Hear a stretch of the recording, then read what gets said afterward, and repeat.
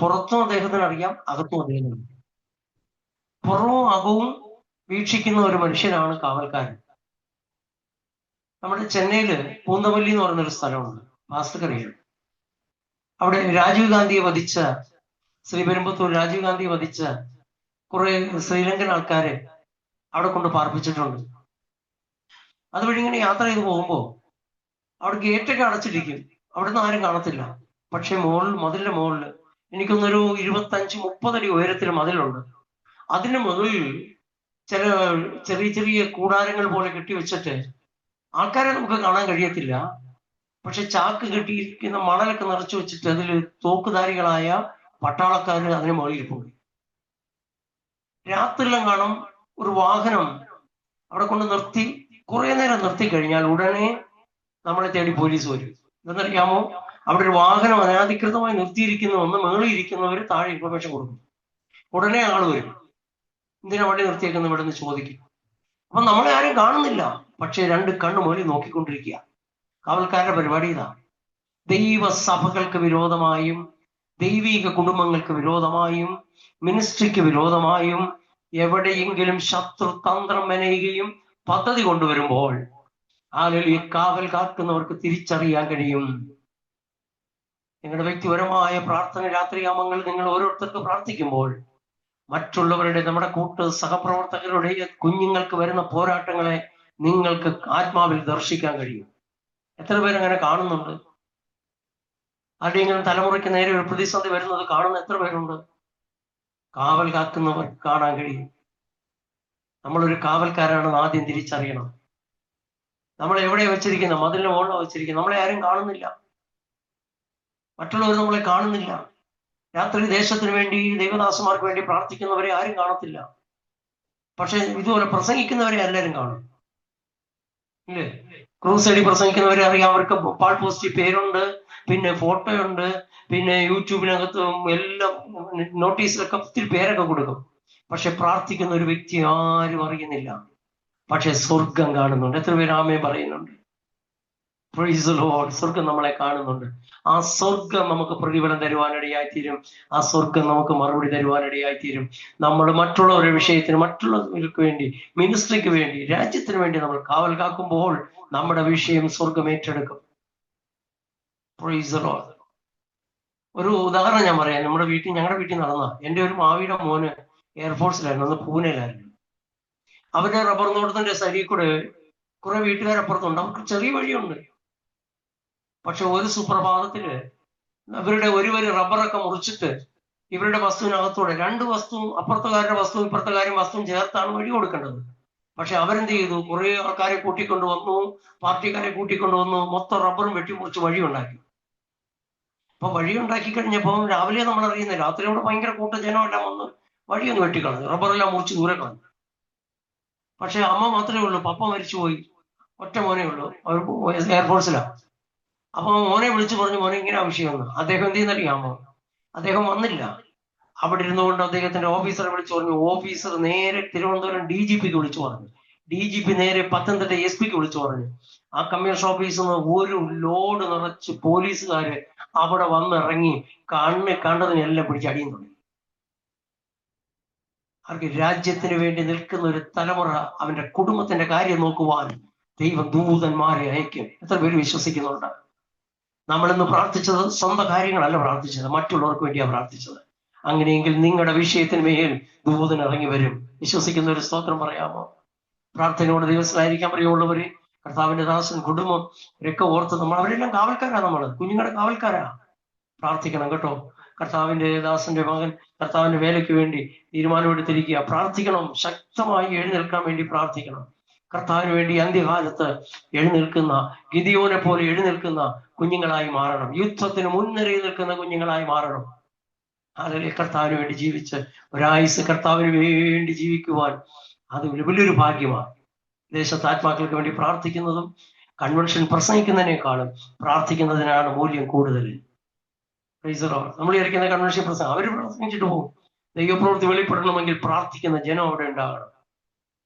നമ്മുടെ പട്ടണത്തിൽ ഉണ്ടാകണമെങ്കിൽ പ്രാർത്ഥിക്കുന്ന ജനം അവിടെ ഉണ്ടാകണം.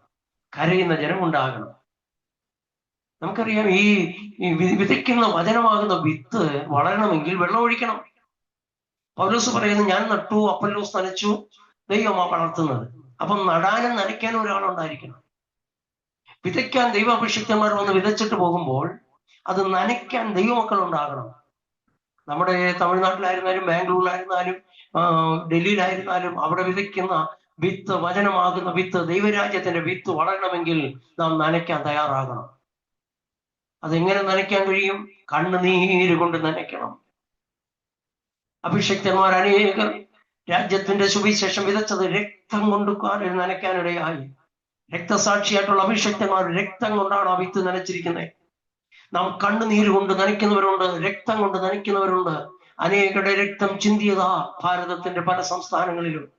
ആ രക്തം കൊണ്ട് ആ വിത്ത് വളരുക, വരും തലമുറ കൊയ്യാൻ തയ്യാറാകും. എത്ര പേർക്ക് അത് വിശ്വസിക്കാൻ കഴിയുന്നുണ്ട്? വലിയ മാറ്റങ്ങൾ ദൈവം തരട്ടെ എന്ന് ആത്മാർത്ഥമായി പ്രാർത്ഥിക്കുന്നു. ഒരു വേദഭാഗം വായിച്ച് നമ്മൾ ഇന്ന് രാത്രി പ്രാർത്ഥിക്കാൻ ദൈവനാമത്തിൽ ശരണപ്പെടുകയാണ്. നമുക്കെടുത്ത് വായിക്കാം യെശയ്യാ പ്രവാചകന്റെ പുസ്തകം 38-ാം അധ്യായം, അതിന്റെ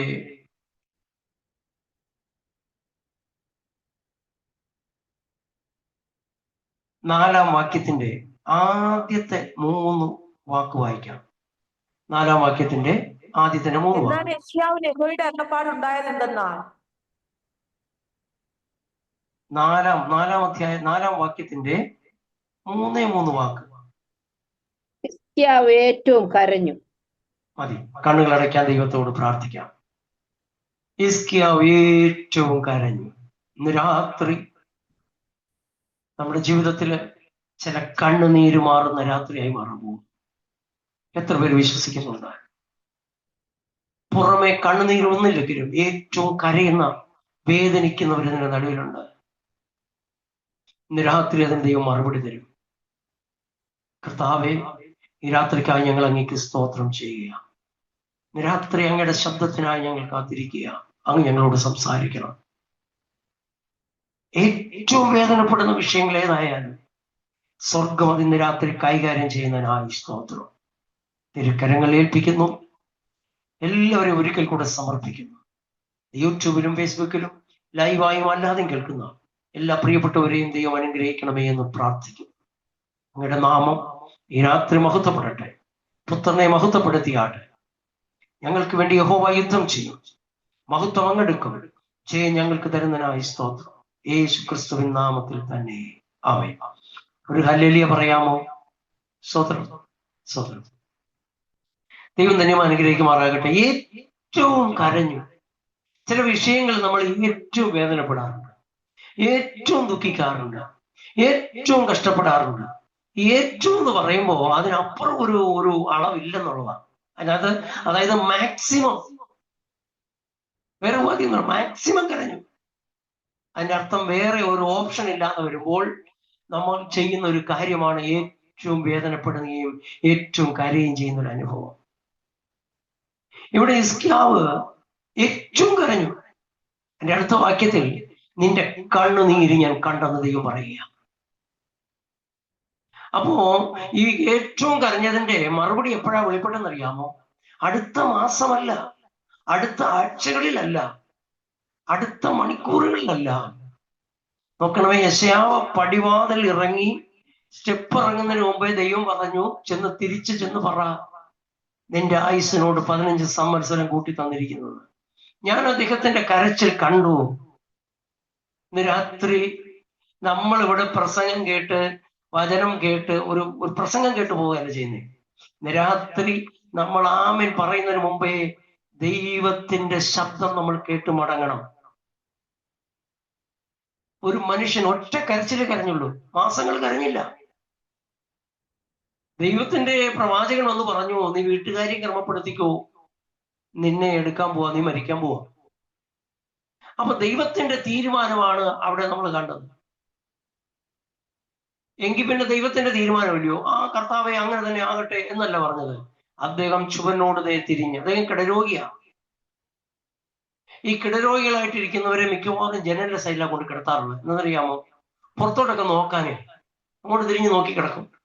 റോഡിൽ പോകുന്നവരെ കാണാം, പിന്നെ മറ്റുള്ളവരെയൊക്കെ കാണാം, പ്രകൃതി ഒന്ന് കാണാം, ഇല്ലേ, മഴ പെയ്യുന്നത് കാണാം, അങ്ങനെ കിടക്കാറുണ്ട്. ഞാൻ ഇന്നും ഒരു കിടരോഗിയായ ഒരു അപ്പച്ചന് വേണ്ടി പ്രാർത്ഥിക്കുമ്പോൾ അപ്പച്ചനെ ജനലിന്റെ സൈഡിൽ കിടത്തിയിരിക്കുന്നത്. അപ്പച്ചൻ വെളിയിലോട്ട് നോക്കും, പശുവിനെയും പശുക്കുട്ടിയൊക്കെ നോക്കി കിടക്കും. പിന്നെ നമ്മളെ എന്നപ്പോ നേരെ തിരിഞ്ഞു. അപ്പൊ ഇദ്ദേഹം ഈ കിടരോഗി ആയതുകൊണ്ട് പുറത്തോട്ടുള്ള വീക്ഷണമാ കൂടുതൽ. പുറത്തുള്ള കാര്യങ്ങളെല്ലാം പുള്ളിക്ക് അറിയാം. കാക്ക കരയുന്നതും പിന്നെ രാത്രി എത്ര മണിക്ക് കോഴി പോകും, ഇങ്ങനെ എല്ലാം വീക്ഷിക്കുന്നുണ്ട്. ആരൊക്കെ റോഡിൽ പോകുന്നുണ്ട്, വാഹനങ്ങൾ പോകുന്നത് കാണാൻ കഴിയും. അങ്ങനെയുള്ള ഒരു കാഴ്ച കാണാം. പക്ഷെ ഇദ്ദേഹം ഈ ദൂത് കേട്ടപ്പോൾ അദ്ദേഹത്തിന്റെ മുഖം നേരെ ഓപ്പോസിറ്റ് ആയിട്ട് തിരിച്ചു, ചുവരിന് നേരെ തിരിച്ചെന്നാ പറയുന്നത്. അതിന്റെ അർത്ഥം പുറം കാഴ്ചയുമായിട്ടുള്ള ബന്ധം നിർത്തിയിട്ട് ഒറ്റയ്ക്ക് ദൈവത്തോട് തിരിഞ്ഞിട്ട് പ്രാർത്ഥിച്ചു. കർത്താവേ ഓർക്കണമേ, ഞാൻ അങ്ങയ്ക്ക് വേണ്ടി ചെയ്തത് ഓർക്കണമേ എന്ന് പ്രാർത്ഥിച്ച് അദ്ദേഹം ഏറ്റവും കരഞ്ഞു. ആ പ്രാർത്ഥനയുടെ വാചകങ്ങൾ ഇതാണ്: വിശ്വസ്തയോടും ഏകാഗ്രതയോടും കൂടെ തിരുമുമ്പിൽ നടന്നു നിനക്ക് പ്രസാദമുള്ളത് ചെയ്തിരിക്കുന്നു എന്ന് ഓർക്കണമേ എന്ന് പറഞ്ഞാ കരഞ്ഞത്. രാത്രി ആ വചനത്തിൽ നിന്ന് ചില കാര്യം ഞാൻ പറയട്ടെ. കഴിഞ്ഞ കാലങ്ങളിൽ ദൈവനാമത്തിന് ചെയ്തതും, ദൈവദാസന്മാരെ സഹായിച്ചതും, അവർക്കൊരു നേരത്തെ ആഹാരം കൊടുത്തതും, അവർക്കൊരു ചായ വാങ്ങിക്കൊടുത്തതും, ഒരു ഗ്ലാസ് വെള്ളം കൊടുത്തതും, അവർക്ക് അവരുടെ അത്യാവശ്യത്തിന് നിങ്ങൾ സഹായിച്ചതും ഓർക്കുന്നൊരു ദൈവമുണ്ടെന്ന് ഇന്ന് രാത്രി പരിശുദ്ധാത്മാവ് നിങ്ങളോട് തോത് പറയുകയാണ്. എത്രയോ സാഹചര്യങ്ങളിൽ പ്രതിസന്ധികളുടെ നടുവിൽ, പ്രശ്നങ്ങളുടെ നടുവിൽ ഇരിക്കുമ്പോൾ ദൈവം ചിലരെ ഓർപ്പിക്കാറുണ്ട്, അവർ ഞങ്ങളെ സഹായിക്കാറുണ്ട്.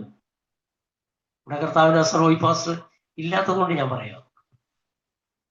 പലപ്പോഴും ദൈവദാസൻ ഞങ്ങളുടെ അത്യാവശ്യ സാഹചര്യങ്ങളിൽ ചോദിച്ചിട്ടൊന്നുമില്ല കേട്ടോ, ദൈവം ഇടപെടും.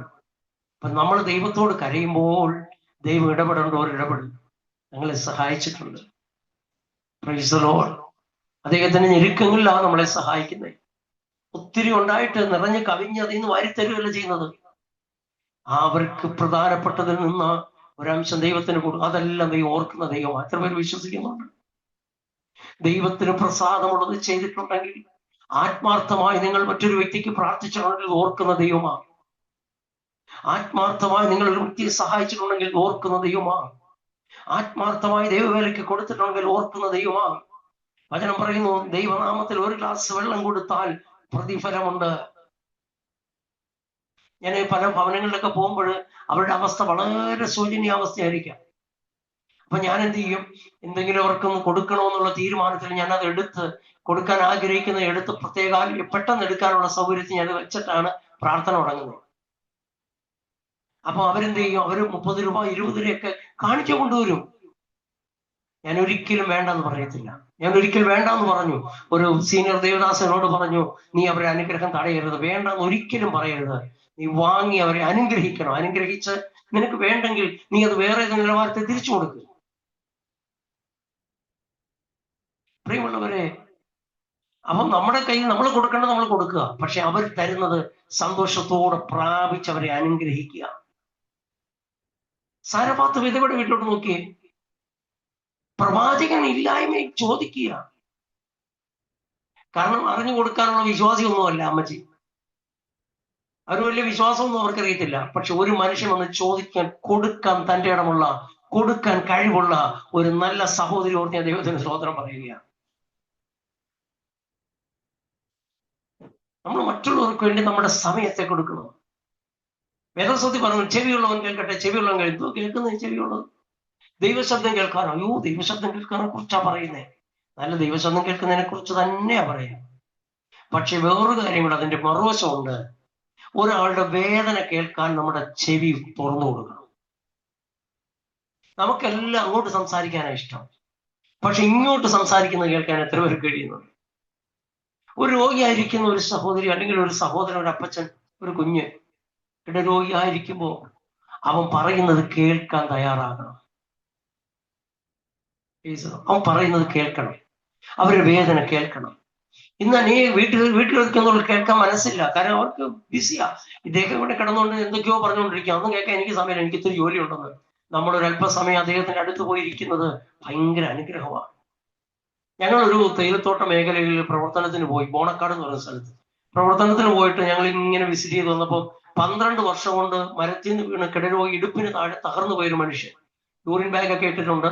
അദ്ദേഹം എഴുന്നേറ്റ് ഇങ്ങനെ ഇരിക്കും, കട്ടിലിരിക്കും, കിടക്കും. ഇത്തരം തന്നെ അദ്ദേഹത്തിന്റെ ആയുസ്. 12 വർഷം കൊണ്ട് കിടക്കുക. ഈ മനുഷ്യന്റെ വാക്ക് കേൾക്കാൻ ഭാര്യ നിൽക്കത്തില്ല. ഭാര്യ തൊഴിലുറപ്പിനും ഒക്കെ തോട്ടത്തിലും ഒക്കെ പണിയാനൊക്കെ പോവും. ഒറ്റയ്ക്കാണ് ജീവിതം. ഒരു മുറിക്കൊക്കെ തടങ്ങി ആ മുറിയിലെ കലണ്ടർ, ക്ലോക്ക് ഇതെല്ലാം വീക്ഷിച്ച് ഒരു റേഡിയോ ഉണ്ട്, അദ്ദേഹം അതൊക്കെ കേൾക്കാറുണ്ട്. ഇങ്ങനെ കിടക്കുക. അപ്പോഴാ പ്രാർത്ഥനക്കാരായി ഞങ്ങൾ നമ്മുടെ കുടുംബത്തിനകത്ത് നുഴഞ്ഞു കയറി.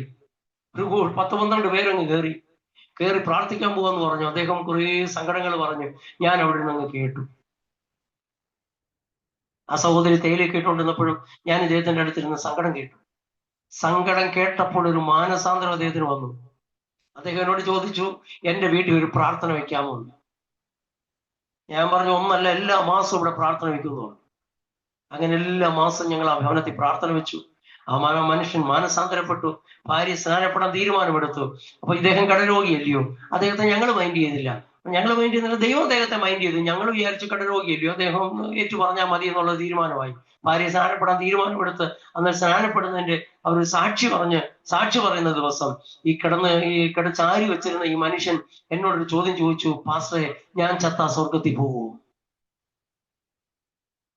ഒരുവൻ ജലത്തിലും ആത്മാവിലും ജനിച്ചെങ്കിൽ മാത്രമേ സ്വർഗത്തിൽ പോകാൻ പറ്റത്തുള്ളൂ. അദ്ദേഹം പറയാം, ഞാൻ സ്നാനപ്പെട്ടില്ല, മനസ്സാണ്, ഞാൻ സ്വർഗത്തിൽ പോകുമോ? എന്റെ മനസ്സിനകത്ത് ഒരു കുന്തം കയറ്റുന്ന പോലെ ഒരു വേദന ഉണ്ടായി. ഞാൻ ചോദിച്ചു, അങ്കിൾ നല്ല മനസ്സോടെയാണോ പറയുന്നേ? അതേ പാസ്റ്റർ, എനിക്കും സ്നാനപ്പെടണം. നാളെ മരിച്ചാലും വേണ്ടില്ല, എനിക്കിന്ന് സ്നാനപ്പെട്ട് മരിച്ചാൽ മതിയെന്ന്. ഞാൻ പറഞ്ഞു, കുഴപ്പമില്ല. ഇപ്പൊ എങ്ങനെ സ്നാനപ്പെടാൻ എടുത്തോണ്ട് പോകണം? ഞങ്ങളുടെ വണ്ടി കയറ്റി ഇരുത്തി വീൽ ചെയറോടെ കൂടെ കൊണ്ടുവന്നു. കുളത്തിൽ ഇറക്കി വീൽ ചെയർ വെച്ച് അദ്ദേഹത്തെ സ്നാനപ്പെടുത്തി. യൂറിൻ ബാഗോടെ സ്നാനപ്പെടുത്തി. പ്രത്യാശയോടെ മനുഷ്യൻ കർത്താവിൽ ചേർക്കപ്പെട്ടു. അപ്പോഴല്ല കേട്ടോ, ചില വർഷങ്ങൾ കഴിഞ്ഞ് അദ്ദേഹം അനേക ഭവനത്തിൽ പ്രാർത്ഥന വെച്ചു. 10-35 പേര് ആ പ്രാർത്ഥനയ്ക്ക് വന്നു. അങ്ങനെ ആ ദേശത്ത് അനേകരോട് സുവിശേഷം പറയാനൊക്കെ മുഖാന്തരമാക്കി അദ്ദേഹം കർത്താവിന്റെ സന്നിധിയിൽ ചേർക്കപ്പെടുവാനിടയായി. കേൾക്കുന്നത് ഒരു വലിയ സന്തോഷമാണ്. അപ്പൊ നമ്മുടെ ചെവി എന്ത് ചെയ്യണം? മറ്റുള്ളവരുടെ വേദന കേൾക്കാനായി തുറന്നു കൊടുക്കണം. ചെവി ഉണ്ടാവണം. ആ ചെവി നമുക്കുണ്ടാകണം. മറ്റുള്ളവരുടെ സംസാരം കേൾക്കുവാൻ. മറ്റെല്ലാ കാര്യങ്ങൾക്കും നമ്മൾ ചെവി തുറക്കാറുണ്ട്. ഇല്ലാത്ത കാര്യങ്ങളൊക്കെ പറയുമ്പോൾ, അയ്യോ ഇത്തിരി സമയമുണ്ട്, നമുക്ക് സംസാരിക്കാം. മൊത്തം 2 മണിക്കൂർ സംസാരിച്ചിട്ട് വേണം, ബാക്കി നമുക്ക് നാളെ പറയാന്ന് പറയും. ഇതെല്ലാം കേട്ടോണ്ടിരിക്കുക. പക്ഷേ ദൈവവചനം കേൾക്കുവാൻ നമ്മുടെ ചെവി തുറക്കണം. വേദന കേൾക്കുവാൻ നമ്മുടെ ചെവി തുറക്കണം. പ്രിയമുള്ളവരെ, ചുവരിന് നേരെ തിരിച്ചു. കാരണം പുറത്തോടുള്ള നോട്ടം മാറി. തിരിച്ചിട്ട് അദ്ദേഹം ദൈവത്തോട് പ്രാർത്ഥന പ്രാർത്ഥിച്ചു. ആ പ്രാർത്ഥനയുടെ അവസാനം ഏറ്റവും വലിയൊരു കരച്ചിലായി മാറി. ഇന്ന് നമ്മുടെ വിഷയങ്ങൾ പ്രാർത്ഥിച്ച് കരഞ്ഞു പോകുന്ന പലരും നടുവിരിപ്പുണ്ട്. പുറന്ന് പൊട്ടിക്കരയണമെന്ന് ആഗ്രഹിക്കുന്നവരുണ്ട്. പക്ഷെ വീട്ടിൽ അംഗങ്ങൾ ഉള്ളതുകൊണ്ട് പറ്റുന്നില്ല. ചില ഫോണുകൾ വരുമ്പോൾ ഒന്ന് കരയണമെന്നുണ്ട്. ഒന്ന് ഒറ്റയ്ക്ക് കിട്ടിയെങ്കിൽ ഒന്ന് ഉരുണ്ട് കിടന്ന് കരയാമെന്ന് ചിന്തിക്കുന്നവരല്ലേ? പക്ഷേ ആ കരച്ചിലിന് മറുപടി തരാൻ ദൈവം ശക്തനായ ദൈവമാണ്. പ്രിയമുള്ളവരെ, അടയാളത്തോടെ സ്വർഗം ആ വ്യക്തിക്ക് അത്ഭുതം ചെയ്തു. ഒരു 1.5 അടയാളം ആ ദൈവം ചെയ്തത്. ഈ നിഴല് മുൻപോട്ട് പോയ നിഴൽ ഒരിക്കലും പുറകോട്ട് വരത്തില്ല. പക്ഷെ ഹിസ്കിയാവിന്റെ കാലത്ത് അത് പുറകോട്ട് വന്നെങ്കിൽ, ഹല്ലേലൂയ, ചരിത്രം മാറുന്ന അടയാളങ്ങൾ അന്ന് വെളിപ്പെട്ടെങ്കിൽ, ഒറ്റ കരച്ചിൽ വെളിപ്പെട്ടെങ്കിൽ, ഇന്ന് രാത്രി ചില വിഷയത്തിന്റെ മറുപടി രാത്രിയാക്കി ദൈവം മാറ്റാൻ പോവുകയാണ്. വിശ്വസിക്കുന്ന ഒരു സ്തോത്രം പറഞ്ഞാട്ടെ. ഇദ്ദേഹം കരഞ്ഞത് തന്റെ ശാരീരിക പ്രയാസങ്ങൾ ഓർത്താ കരഞ്ഞത്. കിടക്കുക, ഒന്ന് എഴുന്നേൽക്കാൻ കഴിയാതെ കരയുന്ന ചില വിഷയങ്ങൾ, കണ്ണുനീര് കൊണ്ട് ഇദ്ദേഹത്തിന്റെ കിടക്ക നനയ്ക്കാനിടയായി. അപ്പൊ ഈ കണ്ണുനീര് സ്വർഗം കണ്ടു. ദൂത് പറഞ്ഞ് പ്രവാചകൻ ചെരുപ്പൊക്കെ ഇട്ട് മുറ്റത്തോട്ട് ഇറങ്ങുന്നതിന് മുമ്പേ ദൈവത്തിന്റെ മറുപടി ഇറങ്ങിയെങ്കിൽ, ഇന്ന് പ്രാർത്ഥന ആമേൻ പറയുന്നതിന് മുമ്പേ, ആശീർവാദം പറയുന്നതിന് മുൻപേ മറുപടി തരാൻ ശക്തനായ ഒരു ദൈവമുണ്ട്. ഹല്ലേലൂയ. ചില ഉള്ളുകൊണ്ട് കരയുന്നവരുണ്ട് പ്രിയമുള്ളവർ. പുറമേ കരയത്തില്ല, കണ്ണുനീര് വരത്തില്ല. പക്ഷെ ഉള്ളുകൊണ്ട് വേദനിക്കുന്ന എത്രയോ പേരുണ്ട്. ഏറ്റവും വേദനിക്കുന്നവരുണ്ട്. എനിക്ക് വല്ല വല്ല അറ്റാക്ക് വരുമോന്ന് ഭയം, അത്രയ്ക്ക് വേദന. അത്ര വേദനപ്പെട്ട ചില ഉള്ളങ്ങളുടെ മറുപടി ദൈവം അയക്കാൻ പോവാ. Praise the Lord. പ്രവാചകൻ തിരിച്ചു വന്നു ദൂത് പറഞ്ഞു, നിന്റെ ആയുസ്സിനോട് 15 സംവത്സരം കൂട്ടിയിരിക്കുക. ഇന്ന് രാത്രി ചില വിഷയത്തിന് മേൽ കർത്താവിന്റെ ശബ്ദം നമ്മൾ കേൾക്കാൻ പോവാ. ആരാണോ ദൈവത്തിന്റെ തീരുമാനം കൊണ്ടുവന്ന പ്രവാചകനോട് തന്നെ പറഞ്ഞു, ചെന്ന് പറ. അവൻ ദൈവത്തിന്റെ തീരുമാനം മാറ്റിയ കരച്ചിൽ ഒരു മനുഷ്യന്റെ ഉള്ളിൽ നിന്ന് പുറത്തു വന്നു. അപ്പൊ ദൈവനാമത്തിൽ ചെയ്യുന്നത് ഓർക്കുന്ന ഒരു ദൈവമുണ്ട് കേട്ടോ. ദൈവനാമത്തിൽ നാം ചെയ്യുന്നത് ഓർക്കുന്ന ഒരു ദൈവമുണ്ട്. ഒരു ഗ്ലാസ് വെള്ളം കൊടുത്താലും പ്രതിഫലമുണ്ട് പ്രിയമുള്ളവരെ. അതുകൊണ്ട് നിങ്ങളുടെ നന്മ, നിങ്ങൾ ചെയ്ത നല്ല കാര്യങ്ങൾ മറ്റുള്ളൊരു വ്യക്തിയെ ആശ്വസിപ്പിച്ചിട്ടുണ്ടെങ്കിൽ അതെല്ലാം ഓർക്കുന്ന ഒരു ദൈവമുണ്ട്. അതിനിടയ്ക്കൊരു കാര്യമാണ്, ദൈവത്തിന് പ്രസാദമുള്ളത് ചെയ്തത് ഓർക്കും. ദൈവപ്രസാദമുള്ളത്, കർത്താവിന് പ്രസാദമുള്ള ഒരു ജീവിതം നയിക്കുന്നത് വരെ ദൈവം ഓർക്കും. നമ്മുടെ ജീവിതം ദൈവത്തിന് പ്രസാദമുള്ളതാണ്. നമ്മുടെ വാക്കുകൾ, നമ്മുടെ പ്രവൃത്തി, നമ്മുടെ ചിന്തകൾ ദൈവത്തിന് പ്രസാദമുള്ളതാണ്. അതുവരെ ദൈവം ഓർക്കും. കൊടുക്കുന്നവർക്ക് കിട്ടും. പക്ഷെ നമ്മുടെ ജീവിതം ദൈവപ്രസാദമുള്ള ഒരു ജീവിതം നയിക്കണം. നമ്മുടെ ശരീരം കൊണ്ട് ദൈവത്തെ പ്രസാദിപ്പിക്കും. നമ്മുടെ ജീവിതം കൊണ്ട് ദൈവത്തെ പ്രസാദിപ്പിക്കും. നമ്മളൊരു സ്ഥലത്ത് പോകുമ്പോൾ, കർത്താവേ നിനക്ക് പ്രസാദമുണ്ടോ ഈ യാത്ര? കുഞ്ഞുങ്ങൾക്ക് പ്രപ്പോസൽ വരുമ്പോൾ പറയണം, കർത്താവേ നിന്റെ ദൈവപ്രസാദമുള്ളതാണോ, ദൈവഹിതമാണോ? ഇതൊക്കെ നമ്മൾ തിരിച്ചറിയണം. അങ്ങനെയുള്ളൊരു മനുഷ്യന്റെ പ്രാർത്ഥനയ്ക്കാണ് ദൈവം മറുപടി കൊടുത്തത്. കണ്ണുനീരിന് മറുപടി കൊടുത്തു. ചില ചുമ്മാ കരയുന്നവരുണ്ട്. ഇതെടുത്താലും കരഞ്ഞുകൊണ്ടിരിക്കും, എന്ത് കണ്ടാലും കരഞ്ഞുകൊണ്ടിരിക്കും. അതൊന്നും വലിയ ദൈവസന്നിധിയിലൊന്നും എത്തത്തൊന്നുമില്ല. വേദം പറയുന്നു, നിന്റെ കണ്ണുനീര് എന്റെ തുരുത്തി ചേർത്ത് വെച്ചിരിക്കുന്നത്. നമ്മൾ കരയുന്ന കണ്ണുനീര്, എത്ര തുള്ളി കണ്ണുനീര് വേണമെന്ന് നമുക്കറിയാം? നമുക്കറിയത്തില്ല. പക്ഷെ സ്വർഗത്തിന് അതിന് കണക്കുണ്ട്. ദൈവം ഏത് വിഷയത്തിനാ കരഞ്ഞത്, എത്ര തുള്ളി കണ്ണുനീരൊഴുക്കി.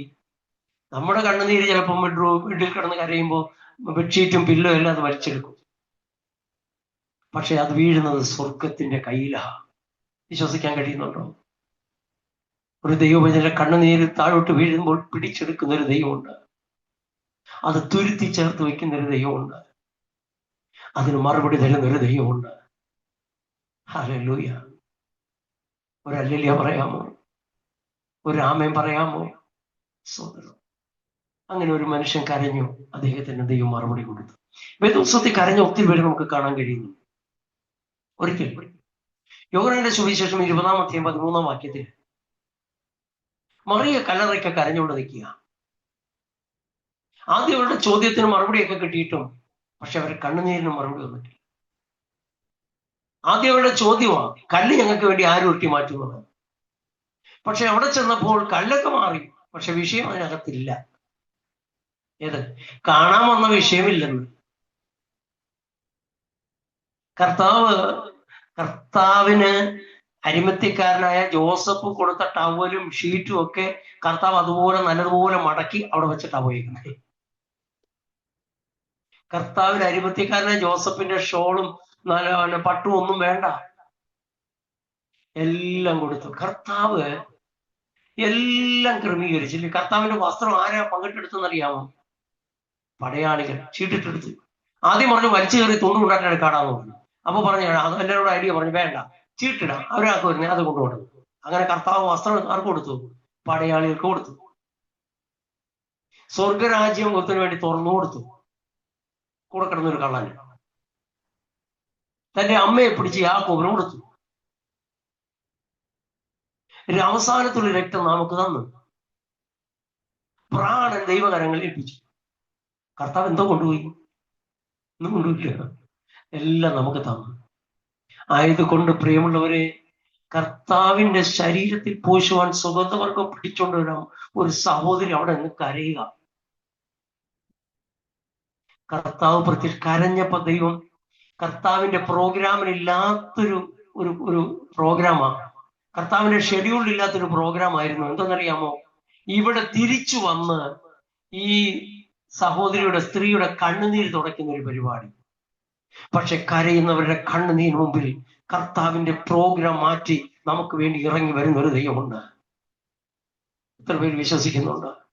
കരഞ്ഞു നിന്ന സ്ത്രീയോട് കർത്താവ് ചോദിക്കുന്നു, സ്ത്രീയെ, നീ കരയുന്നത് എന്താ? നീ എന്തിനാ കരയുന്നേ? കർത്താവ് കരയുന്നവരുടെ കണ്ണുനീരിന് മുമ്പിൽ ഇറങ്ങി വരുന്ന ദൈവമാണ്. വിശ്വസിക്കുന്നുണ്ടോ? ഇന്ന് ചിലരോട് ദൈവം നിങ്ങളുടെ കാതുകളിൽ ചോദിക്കുക, എന്തിനാ കരയുന്നേ? നീ എന്തിനാ കരയുന്നേ? യേശുവിനെ കാണാതെ കരയുകയാ. അവൻ ഉയർത്തെഴുന്നേറ്റു, അന്നേരം കണ്ണുനീര് പോയി. നീ എന്തിനാ ജീവിക്കുന്നവനെ മരിക്കരുടിൽ അന്വേഷിക്കുന്നത്? ഞാൻ ഉയർത്തെഴുന്നേറ്റു എന്ന് പോയി ശിഷ്യന്മാരോട് പറയാൻ പറഞ്ഞു. കരയുണ്ടെന്ന് കർത്താവ് പറഞ്ഞില്ല. പുതിയ നിയമത്തിൽ യേശു ജീവിക്കുന്നെന്ന് മറ്റുള്ളവരോട് പറയാമെങ്കിൽ നമ്മുടെ കണ്ണുനീര് മാറാൻ പോവാ. അതിന്റെ അർത്ഥം നാം മറ്റുള്ളവരോട് യേശുവിനെ പറ്റി പറയണം. അയ്യോ പാസ്റ്റർ, ഞാൻ വെളിയിലൊന്നും അങ്ങനെ പോകാറില്ല. നിങ്ങളുടെ വീട്ടിൽ ആള് വരും, വാട്ടർ ബില്ല് നോക്കാൻ ആള് വരും, ഇലക്ട്രിസിറ്റി ബില്ല് നോക്കാൻ ആള് വരും, ക്ലീനിങ്ങിന് ആള് വരും, വീട്ടുജോലിക്ക് ആള് വരും, ഇല്ലേ? വിടരുത് പ്രിയമുള്ളവരെ, വിടരുത്. ഒരു കൈപ്രതിയും കൊടുത്തെങ്കിലേ വിടാവൂ. അപ്പോൾ നമ്മുടെ കണ്ണുനീരോടെ മാറുക. കരയേണ്ട, കണ്ണുനീര് തുടച്ചോ? യേശു പറഞ്ഞു, കണ്ണുനീര് തുടക്കും. എന്തിനാ കരയുന്നത്? ചുമ്മാ കരയണ്ട, ഞാൻ ഇവിടെ ഉണ്ടല്ലോ, പിന്നെ എന്തിനാ കരയുന്നത്? അങ്ങനെയൊന്നും പറഞ്ഞില്ല. ഞാൻ ഉയർത്തെഴുന്നേറ്റ് നിന്ന് പറ. ആ ഓട്ടത്തിൽ കണ്ണുനീരും പോയി, എല്ലാം പോയി. അവിടെ നിന്ന് ചിരിച്ചോണ്ട് സന്തോഷത്തോട് പറയാ, കർത്താവ് ഉയർത്തെഴുന്നേറ്റ്, ഞാൻ കണ്ടു, ഞാൻ കണ്ടു, ഞാൻ കണ്ടു, ഞാൻ കണ്ടെന്ന് ശിഷ്യന്മാരോടും എല്ലാവരോടും കിടന്ന് പറയുക. അപ്പൊ ഈ ആക്ച്വലി കർത്താവ് ഉയർത്തെഴുന്നേറ്റ് ആദ്യം പോകേണ്ടത് ശിഷ്യന്മാരുടെ അടുത്താണ്. പക്ഷെ കരയുന്നവർക്ക് ആ കർത്താവ് പ്രത്യക്ഷപ്പെട്ടെങ്കിൽ, ഇന്ന് രാത്രി ഉയർത്തെഴുന്നേറ്റ കർത്താവ് സ്വർഗത്തിലെ പ്രോഗ്രാം മാറ്റി വെച്ചിട്ട് കരയുന്നവരുടെ മുറിക്കകത്ത് ഇറങ്ങി വരുമെന്ന് എത്ര പേര് വിശ്വസിക്കുന്നുണ്ട്? ആരുടെയൊക്കെയോ അരികിൽ ദൈവം ഇറങ്ങി വരികയാ, ആരുടെയൊക്കെയോ കണ്ണുനീര് ദൈവം മാറ്റാൻ പോകുകയാ. നീ എന്തിനാ കരയുന്നെന്ന് ചോദിക്കുന്ന ഒരു ചോദ്യം ആരിൽ തിരിഞ്ഞു നോക്കിയപ്പോൾ അവൾ നാളിലെ കർത്താവിന് ഗുരുവിനെ കാണാനിടയായെങ്കിൽ, ഇന്ന് രാത്രി ആരുടെയോ കരയുന്ന ബെഡ്റൂമിനകത്ത് തമ്പുരാന്റെ സാന്നിധ്യം ഇറങ്ങി വരും. നിങ്ങളോട് ചോദിക്കും, നീ എന്തിനാ കരയുന്നത്? ഹല്ലേലൂയ! കർത്താവ് കരയുന്നവരുടെ കണ്ണുനീരിന് മുമ്പിൽ ഇറങ്ങി വരുന്നത് യോവാ. കർത്താവിന്റെ ഷെഡ്യൂളിനകത്തില്ലാത്തൊരു പ്രോഗ്രാം ആയിരുന്നത്. കർത്താവ് ഉയർത്തെഴുന്നേറ്റു, ദൈവരാജ്യത്തെ കുറിച്ച് സംസാരിക്കാൻ വേണ്ടി ശിഷ്യന്മാരുടെ അടുത്ത് പോകണം, ശിഷ്യന്മാരെ ബലപ്പെടുത്തണം. ദൈവരാജ്യത്തെ കുറിച്ച് മാത്രം 40 ദിവസം കർത്താവ് തന്റെ യാത്ര നീട്ടിവെച്ചു. സ്വർഗത്തിലേക്ക് ഉയർത്തെഴുന്നേറ്റ് സ്വർഗത്തിൽ പോകേണ്ട കർത്താവ് 40 ദിവസം തന്റെ യാത്ര നീട്ടിവെച്ചു, അങ്ങോട്ട് പോസ്റ്റ്പോൺ ചെയ്തു വെച്ചു. എന്നിട്ട് ദൈവരാജ്യത്തെ കുറിച്ച് പറയുന്നതിന് മുൻപ് ഇതിനിടയിൽ കരയുന്ന മാറിയയുടെ അരികിൽ കർത്താവ് ഇറങ്ങി വന്നെങ്കിൽ, ഇന്ന് രാത്രി ഹല്ലേലൂയ, ഒരിക്കലും പ്രതീക്ഷിക്കാത്ത നിങ്ങളുടെ കരഞ്ഞുകൊണ്ടിരിക്കുമ്പോൾ ചില ദൈവത്തിന്റെ സാന്നിധ്യം നിങ്ങൾ തിരിച്ചറിയും. ദൈവ ശബ്ദം നിങ്ങളുടെ കാതുകളിൽ കേൾക്കും. എത്ര പേർക്ക് ആമേൻ പറയാൻ കഴിയുന്നുണ്ട്? ആരോടൊക്കെയോ ദൈവം സംസാരിക്കും കേട്ടോ. ആരോടൊക്കെയോ ദൈവം ചോദിക്കും, എന്തിനാ കരയുന്നത്? അങ്ങനെ ഒരു ചോദ്യം ദൈവം കർത്താവ് ചോദിച്ചിട്ടുണ്ടെങ്കിൽ, യേശു കർത്താവ് ചോദിച്ചിട്ടുണ്ടെങ്കിൽ, തീർച്ചയായിട്ടും അത് നമ്മുടെ അവസാനത്തെ കരച്ചിലായിരിക്കും. പിന്നെ ആ വിഷയത്തിൽ നമ്മൾ കരയത്തില്ല പ്രിയമുള്ളവരെ. ഹല്ലേലൂയ! കരയുന്നവർക്ക് വേണ്ടി കർത്താവ് നമ്മുടെ റൂമിൽ ഇറങ്ങി വരും. ഒരു വേള സിറ്റ് ഔട്ടിൽ നിന്ന് കരഞ്ഞ കർത്താവ് ഇറങ്ങി വരും. എല്ലാവരും, കുഞ്ഞുങ്ങൾ സ്കൂളിൽ പോകുന്നു, അച്ഛൻ ജോലിക്ക് പോകുന്നു, കുഞ്ഞുങ്ങൾ വിദേശത്ത് ഒറ്റയ്ക്ക് ഉള്ളെങ്കിലും അവിടെ നിന്ന് കരയുമ്പോൾ കർത്താവ് ഇറങ്ങി വരും. Praise the Lord. കർത്താവിന് വേണ്ടി ചിലത് ചെയ്യണമെന്ന് ആഗ്രഹിച്ച ആളുകൾ അവർക്ക് പരാജയം സംഭവിച്ചു പോയി എന്നുള്ളൊരു കരച്ചിലായിരുന്നു. കർത്താവിനെ കാണുന്നില്ല എന്നുള്ളൊരു കരച്ചിലായിരുന്നു. എന്റെ വിഷയത്തിന് കർത്താവെ നീ ഇവിടെ പോയി ഇറങ്ങി വരുന്നില്ലയോ എന്ന് കരയുന്നവരില്ലേ? എന്നെ മറന്നോ ദൈവമേ എന്ന് പറയുന്നവരില്ലേ? അങ്ങയുടെ ദൃഷ്ടിയിൽ നിന്ന് ഞാൻ മാഞ്ഞു പോയോ കർത്താവേ എന്ന് കരയുന്നില്ലേ? നിങ്ങളുടെ അരികിൽ കർത്താവ് ഇറങ്ങി വരും. കർത്താവ് ശിഷ്യന്മാരടുത്ത് ഉയർത്തെഴുന്നേറ്റ് പൊക്കോണ്ടിരിക്കുമ്പോഴാണ് ഈ കരച്ചിലൂടെ കേട്ടത്. അപ്പൊ ഒന്ന് നോക്കണേ, കർത്താവ് തന്റെ ജനം എവിടെ ഇരുന്ന് കരഞ്ഞാലും കർത്താവിന്റെ കാതുകൾ കേൾക്കും. എത്ര തിരക്കാണെങ്കിലും, ഒത്തിരി ബിസി ആണെങ്കിലും. യേശുക്രിസ്തു ശിഷ്യന്മാരോട് നിങ്ങൾ അക്കരയ്ക്ക് പോകാൻ പറഞ്ഞു. ശിഷ്യന്മാരോട് കർത്താവില്ലേ പറഞ്ഞു എല്ലാവരുടെ പടയിൽ കയറി ഭയങ്കര സന്തോഷത്തോടെ കുറച്ച് പാട്ടൊക്കെ പാടിക്കൊണ്ട് ഇങ്ങനെ പൊക്കോണ്ടിരിക്കുക. രാത്രി പോവാ. യേശു പ്രാർത്ഥിക്കാൻ മലയിൽ പോയി. ശിഷ്യന്മാരുടെ നിലവിളി കർത്താവ് അവിടെ കേട്ടു. എവിടെ കേട്ടു? മാലയിലിരുന്ന് പ്രാർത്ഥിക്കുന്ന കർത്താവ് കേട്ടു. കർത്താവ് എന്ത് ചെയ്തു?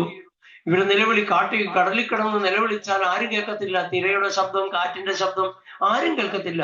അവിടെ രക്ഷിക്കാൻ ആരും വരുത്തത് പോലുമില്ല. പക്ഷെ കർത്താവ് പ്രാർത്ഥിച്ചുകൊണ്ടിരുന്ന കർത്താവ്, കിലോമീറ്റർ അപ്പുറം ഇരുന്ന കർത്താവ് ഇവരുടെ കരച്ചിൽ കേട്ടു. പ്രിയമുള്ളവരെ, കർത്താവ് ഇറങ്ങി വന്നു, കാറ്റിനെ ശാസിച്ചു, കടലിനോട് കൊണ്ട് അടങ്ങാതിരിക്കാൻ പറഞ്ഞിട്ട് അതിന് മേൽ നട കൊണ്ടുവരികയാ. ഈ ദിവസങ്ങളിൽ നിങ്ങൾ പ്രശ്നങ്ങളെ നോക്കി കരയുന്ന വ്യക്തികളായിരിക്കാം. തിര പോലെ പ്രശ്നം കയറി വരുന്നത്, ഒന്നിനു പിറകെ ഒന്നായിട്ട്. ഒരു തിര കയറി വന്നിട്ട് അത് ഇറങ്ങി പോകുന്നതിന് മുമ്പ് അടുത്ത തിര കയറി വരും. അതുകൊണ്ട് കടൽക്കര പോയവർക്ക് അറിയാൻ കഴിയും, ഒരു പ്രശ്നം തീരുന്നതിന് മുമ്പ് അടുത്ത പ്രശ്നം കയറി വരിക. പിന്നെ എങ്ങനെയാണ് നിലനിൽക്കുന്നത്? ഇവിടെ ശിഷ്യന്മാർക്ക് വന്നത് നല്ല പ്രശ്നങ്ങളായിരുന്നു. വലിയ വലിയ തിരകളെ കാറ്റിങ്ങനെ കടത്തി വിടുകയാ. അവരുടെ പ്രാണന് നഷ്ടപ്പെട്ടു പോകുന്നു പോലും വിചാരിച്ചു കരഞ്ഞ ആ രാത്രിയിൽ 4-ാം യാമത്തിൽ കർത്താവ് പ്രശ്നങ്ങളുടെ മേൽ, ഏത് പ്രതിസന്ധിയാണോ ശിഷ്യന്മാരെ മുക്കിക്കളയാൻ നോക്കിയത്, ആ പ്രതിസന്ധിയുടെ മുകളിൽ നട കൊണ്ട് കർത്താവ് വരികയാണ്. നമ്മുടെ പ്രശ്നം കർത്താവിന്റെ കാൽക്കീഴില്ല. എത്ര പേർക്ക് ആമേൻ പറയാൻ കഴിയുന്നുണ്ട്? നമ്മളെ മരണകരമായ വിഷയമാകട്ടെ, നമ്മളെ മുക്കിക്കളയുന്ന വിഷയങ്ങളാകട്ടെ, നമ്മളെ തകർക്കാൻ വരുന്ന വിഷയങ്ങളാകട്ടെ, ഇപ്പൊ തീരുമെന്ന് നമ്മൾ വിധി എഴുതി എന്ന് പറഞ്ഞാലും കർത്താവ് നമ്മുടെ പ്രശ്നത്തെ ചവിട്ടിക്കൊണ്ടായിരിക്കും കർത്താവ് വരാൻ പോകുന്നത്. വിശ്വസിക്കുന്ന എത്ര പേരുണ്ട്? അപ്പൊ പത്രോസിന് വലിയൊരു ആഗ്രഹം ഉണ്ടായി, നാഥാ എനിക്ക് അങ്ങയെ പോലെ കടലിലൊന്ന് നടക്കണം. ഭയങ്കര ആഗ്രഹമാകട്ടോ. കർത്താവ് പറഞ്ഞു ഇങ്ങ് പോരാൻ പറഞ്ഞു. ആരോടും ചോദിക്കാതെ വിശ്വാസത്തോടെ അങ്ങ് ഇറങ്ങി. പക്ഷെ പുള്ളിക്കാരൻ മുങ്ങി. പുള്ളി നോക്കിയത് കടലിന്റെ ആഴം നോക്കി, പടക് നോക്കി. കഴിഞ്ഞ നാളിൽ ഒറ്റ ദിവസം പോലും ഒരു സ്റ്റെപ്പ് പോലും വെള്ളത്തിന് മേളിൽ വെക്കാത്തൊരു മനുഷ്യനാണ്. അപ്പൊ 2 സ്റ്റെപ്പ് 3 സ്റ്റെപ്പ് വെച്ചപ്പോൾ തന്നെ പുള്ളി പേടിച്ച് മുമ്പോട്ട് പോയി. ഇറങ്ങിയവരെ പൊക്കിയെടുക്കുന്ന ഒരു കർത്താവുണ്ട് കേട്ടോ. കർത്താവിന്റെ വിളി കേട്ടാണോ നീ ഇറങ്ങിയത്? നീ മുങ്ങാൻ എൻ്റെ ദൈവം അനുവദിക്കത്തില്ല. നിന്റെ കണ്ണുനീര് മാറ്റുക മാത്രമല്ല, നിന്റെ കരം പിടിച്ച് മുങ്ങിയ സ്ഥാനത്ത് നിന്നെ പൊക്കിയെടുക്കാൻ പോവുകയാ. ദൈവ ശബ്ദം കേട്ട് ഇറങ്ങിയിട്ട് ഇപ്പൊ മുങ്ങിപ്പോകുന്ന ഒരു സാഹചര്യത്തിലൂടെ ആയിരിക്കാം നിങ്ങൾ കടന്നു പോയിക്കൊണ്ടിരിക്കുന്നത്. സാമ്പത്തികമായ കടഭാരത്തിൽ നിങ്ങൾ മുങ്ങുന്ന ഒരു വ്യക്തിയായിരിക്കാം. മറ്റുള്ള പ്രതിസന്ധിയിൽ നിങ്ങൾ മുങ്ങുന്ന ഒരു വ്യക്തിയായിരിക്കാം. നിന്ദകളാൽ മുങ്ങുന്ന ഒരു വ്യക്തിയായിരിക്കാം. നിന്ദകളാൽ മുങ്ങുന്ന വെച്ചാൽ പ്രാർത്ഥിച്ചിട്ട് എന്തായി എന്നുള്ള ചില ചോദ്യങ്ങളുടെ മുമ്പിൽ നിങ്ങൾ മുങ്ങിപ്പോയെന്നിരിക്കാം. നിങ്ങൾ മറ്റുള്ളവർ ഫേസ് ചെയ്യാൻ കഴിയാതെ ഭാരപ്പെടുന്നുവെന്നിരിക്കാം. കർത്താവ് കരം നീട്ടുന്ന രാത്രി കേട്ടോ. കരം നീട്ടി പത്രോസിനെ പൊക്കിയെടുക്കും. എന്നിട്ട് പത്രോസും കർത്താവോടെ ചേർന്ന് കടലിൽ നടന്നു വന്ന് പടകി കയറിയെന്നേ. അതിന് നിന്നെ കൊണ്ട് കഴിയാത്തത് കൂടെ നടന്ന് സഹായിക്കുന്ന കർത്താവ് ഉണ്ടെന്നുള്ളത് മറന്നു പോകരുത്. ആ പ്രശ്നങ്ങളുടെ മുകളിലൂടെ ജയോത്സവമായി നടക്കുവാൻ കർത്താവ് നമ്മുടെ കരം പിടിക്കാൻ പോവുകയാ. ആരുടെയൊക്കെയോ കരം കർത്താവ് പിടിക്കാൻ പോവുകയാ. ചില തലമുറ മുങ്ങിപ്പോയതാ, അയ്യോ പ്രതിസന്ധിയിൽ അകപ്പെട്ടു പോയതാ, ഇനി അതിൽ നിന്ന് രക്ഷയില്ല, ഇനി ആരെ കൊണ്ട് രക്ഷിക്കാൻ കഴിയത്തില്ലെന്ന് വിധി എഴുതിയിരിക്കാം. പക്ഷെ ആ വ്യക്തിയുടെ കരത്തെ ദൈവം പിടിക്കാൻ പോവുകയാ. കരത്തെ പിടിച്ചുയർത്താൻ പോവുകയാ. കൂടുള്ളവർ പറയും തീർന്നു, പത്രോസ് മുങ്ങിപ്പോയെന്ന് പറയാം. പക്ഷെ കരം പിടിച്ചുയർത്തുന്ന കർത്താവ് നിലവിളി കേട്ട് അവൻ പ്രതിസന്ധികളെ ചവിട്ടി വിധിച്ചുകൊണ്ട് ഇറങ്ങി വരും. എത്ര പേര് വിശ്വസിക്കുന്നുണ്ട്? പ്രശ്നം മാറിയിട്ട് വിടുവിക്കാനൊന്നും ആരും വിചാരിക്കില്ല കേട്ടോ. പ്രശ്നത്തിന്റെ നടുവിൽ കർത്താവിന് മുകളിൽ കൂടെ ദൈവം നടത്തും. ഈ നോഹ പെട്ടകം ഇങ്ങനെ പണിതു വെച്ചിട്ടു. അപ്പം ദൈവം നില കിളിവാതിലൊക്കെ അടച്ചു. പെട്ടകം അങ്ങനെ ഇരിക്കുകയാണ്. പിറ്റേ ദിവസം ഒരു മഴ കൊണ്ട് തുടങ്ങി. അപ്പൊ മുകളിൽ നിന്ന് വെള്ളം വീഴുന്ന ശബ്ദമൊക്കെ ഇവർ കേൾക്കുന്നുണ്ട്. അകത്തായിരിക്കുന്ന പുറത്തെത്തി നോക്കാനുള്ള വിൻഡോസ് ഒന്നും കൊടുത്തിട്ടില്ല. ഫ്ലൈറ്റിലായാലും ഒരു ചെറിയ വിൻഡോ കൊടുക്കും, ഗ്ലാസ്സിനകത്തോട് നമുക്ക് നോക്കാം. പക്ഷെ ഇതിനകത്തൊന്നും പറ്റത്തില്ല.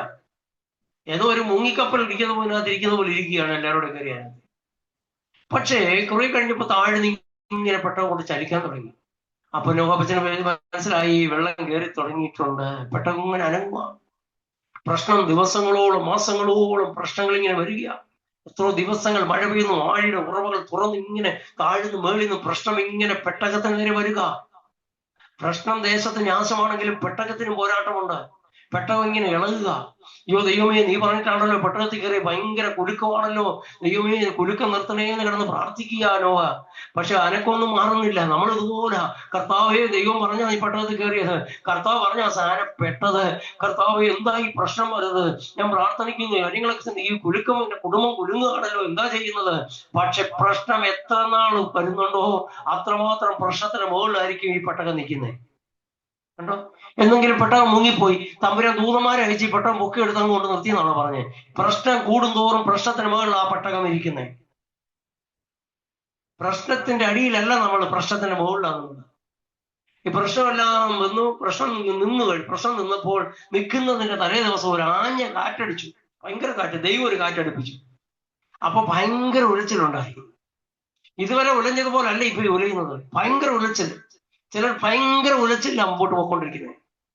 അതിന്റെ അർത്ഥം ദൈവം ഉറപ്പിക്കാൻ സമയമായതുകൊണ്ടാണ്. എത്ര പേര് വിശ്വസിക്കുന്നുണ്ട്?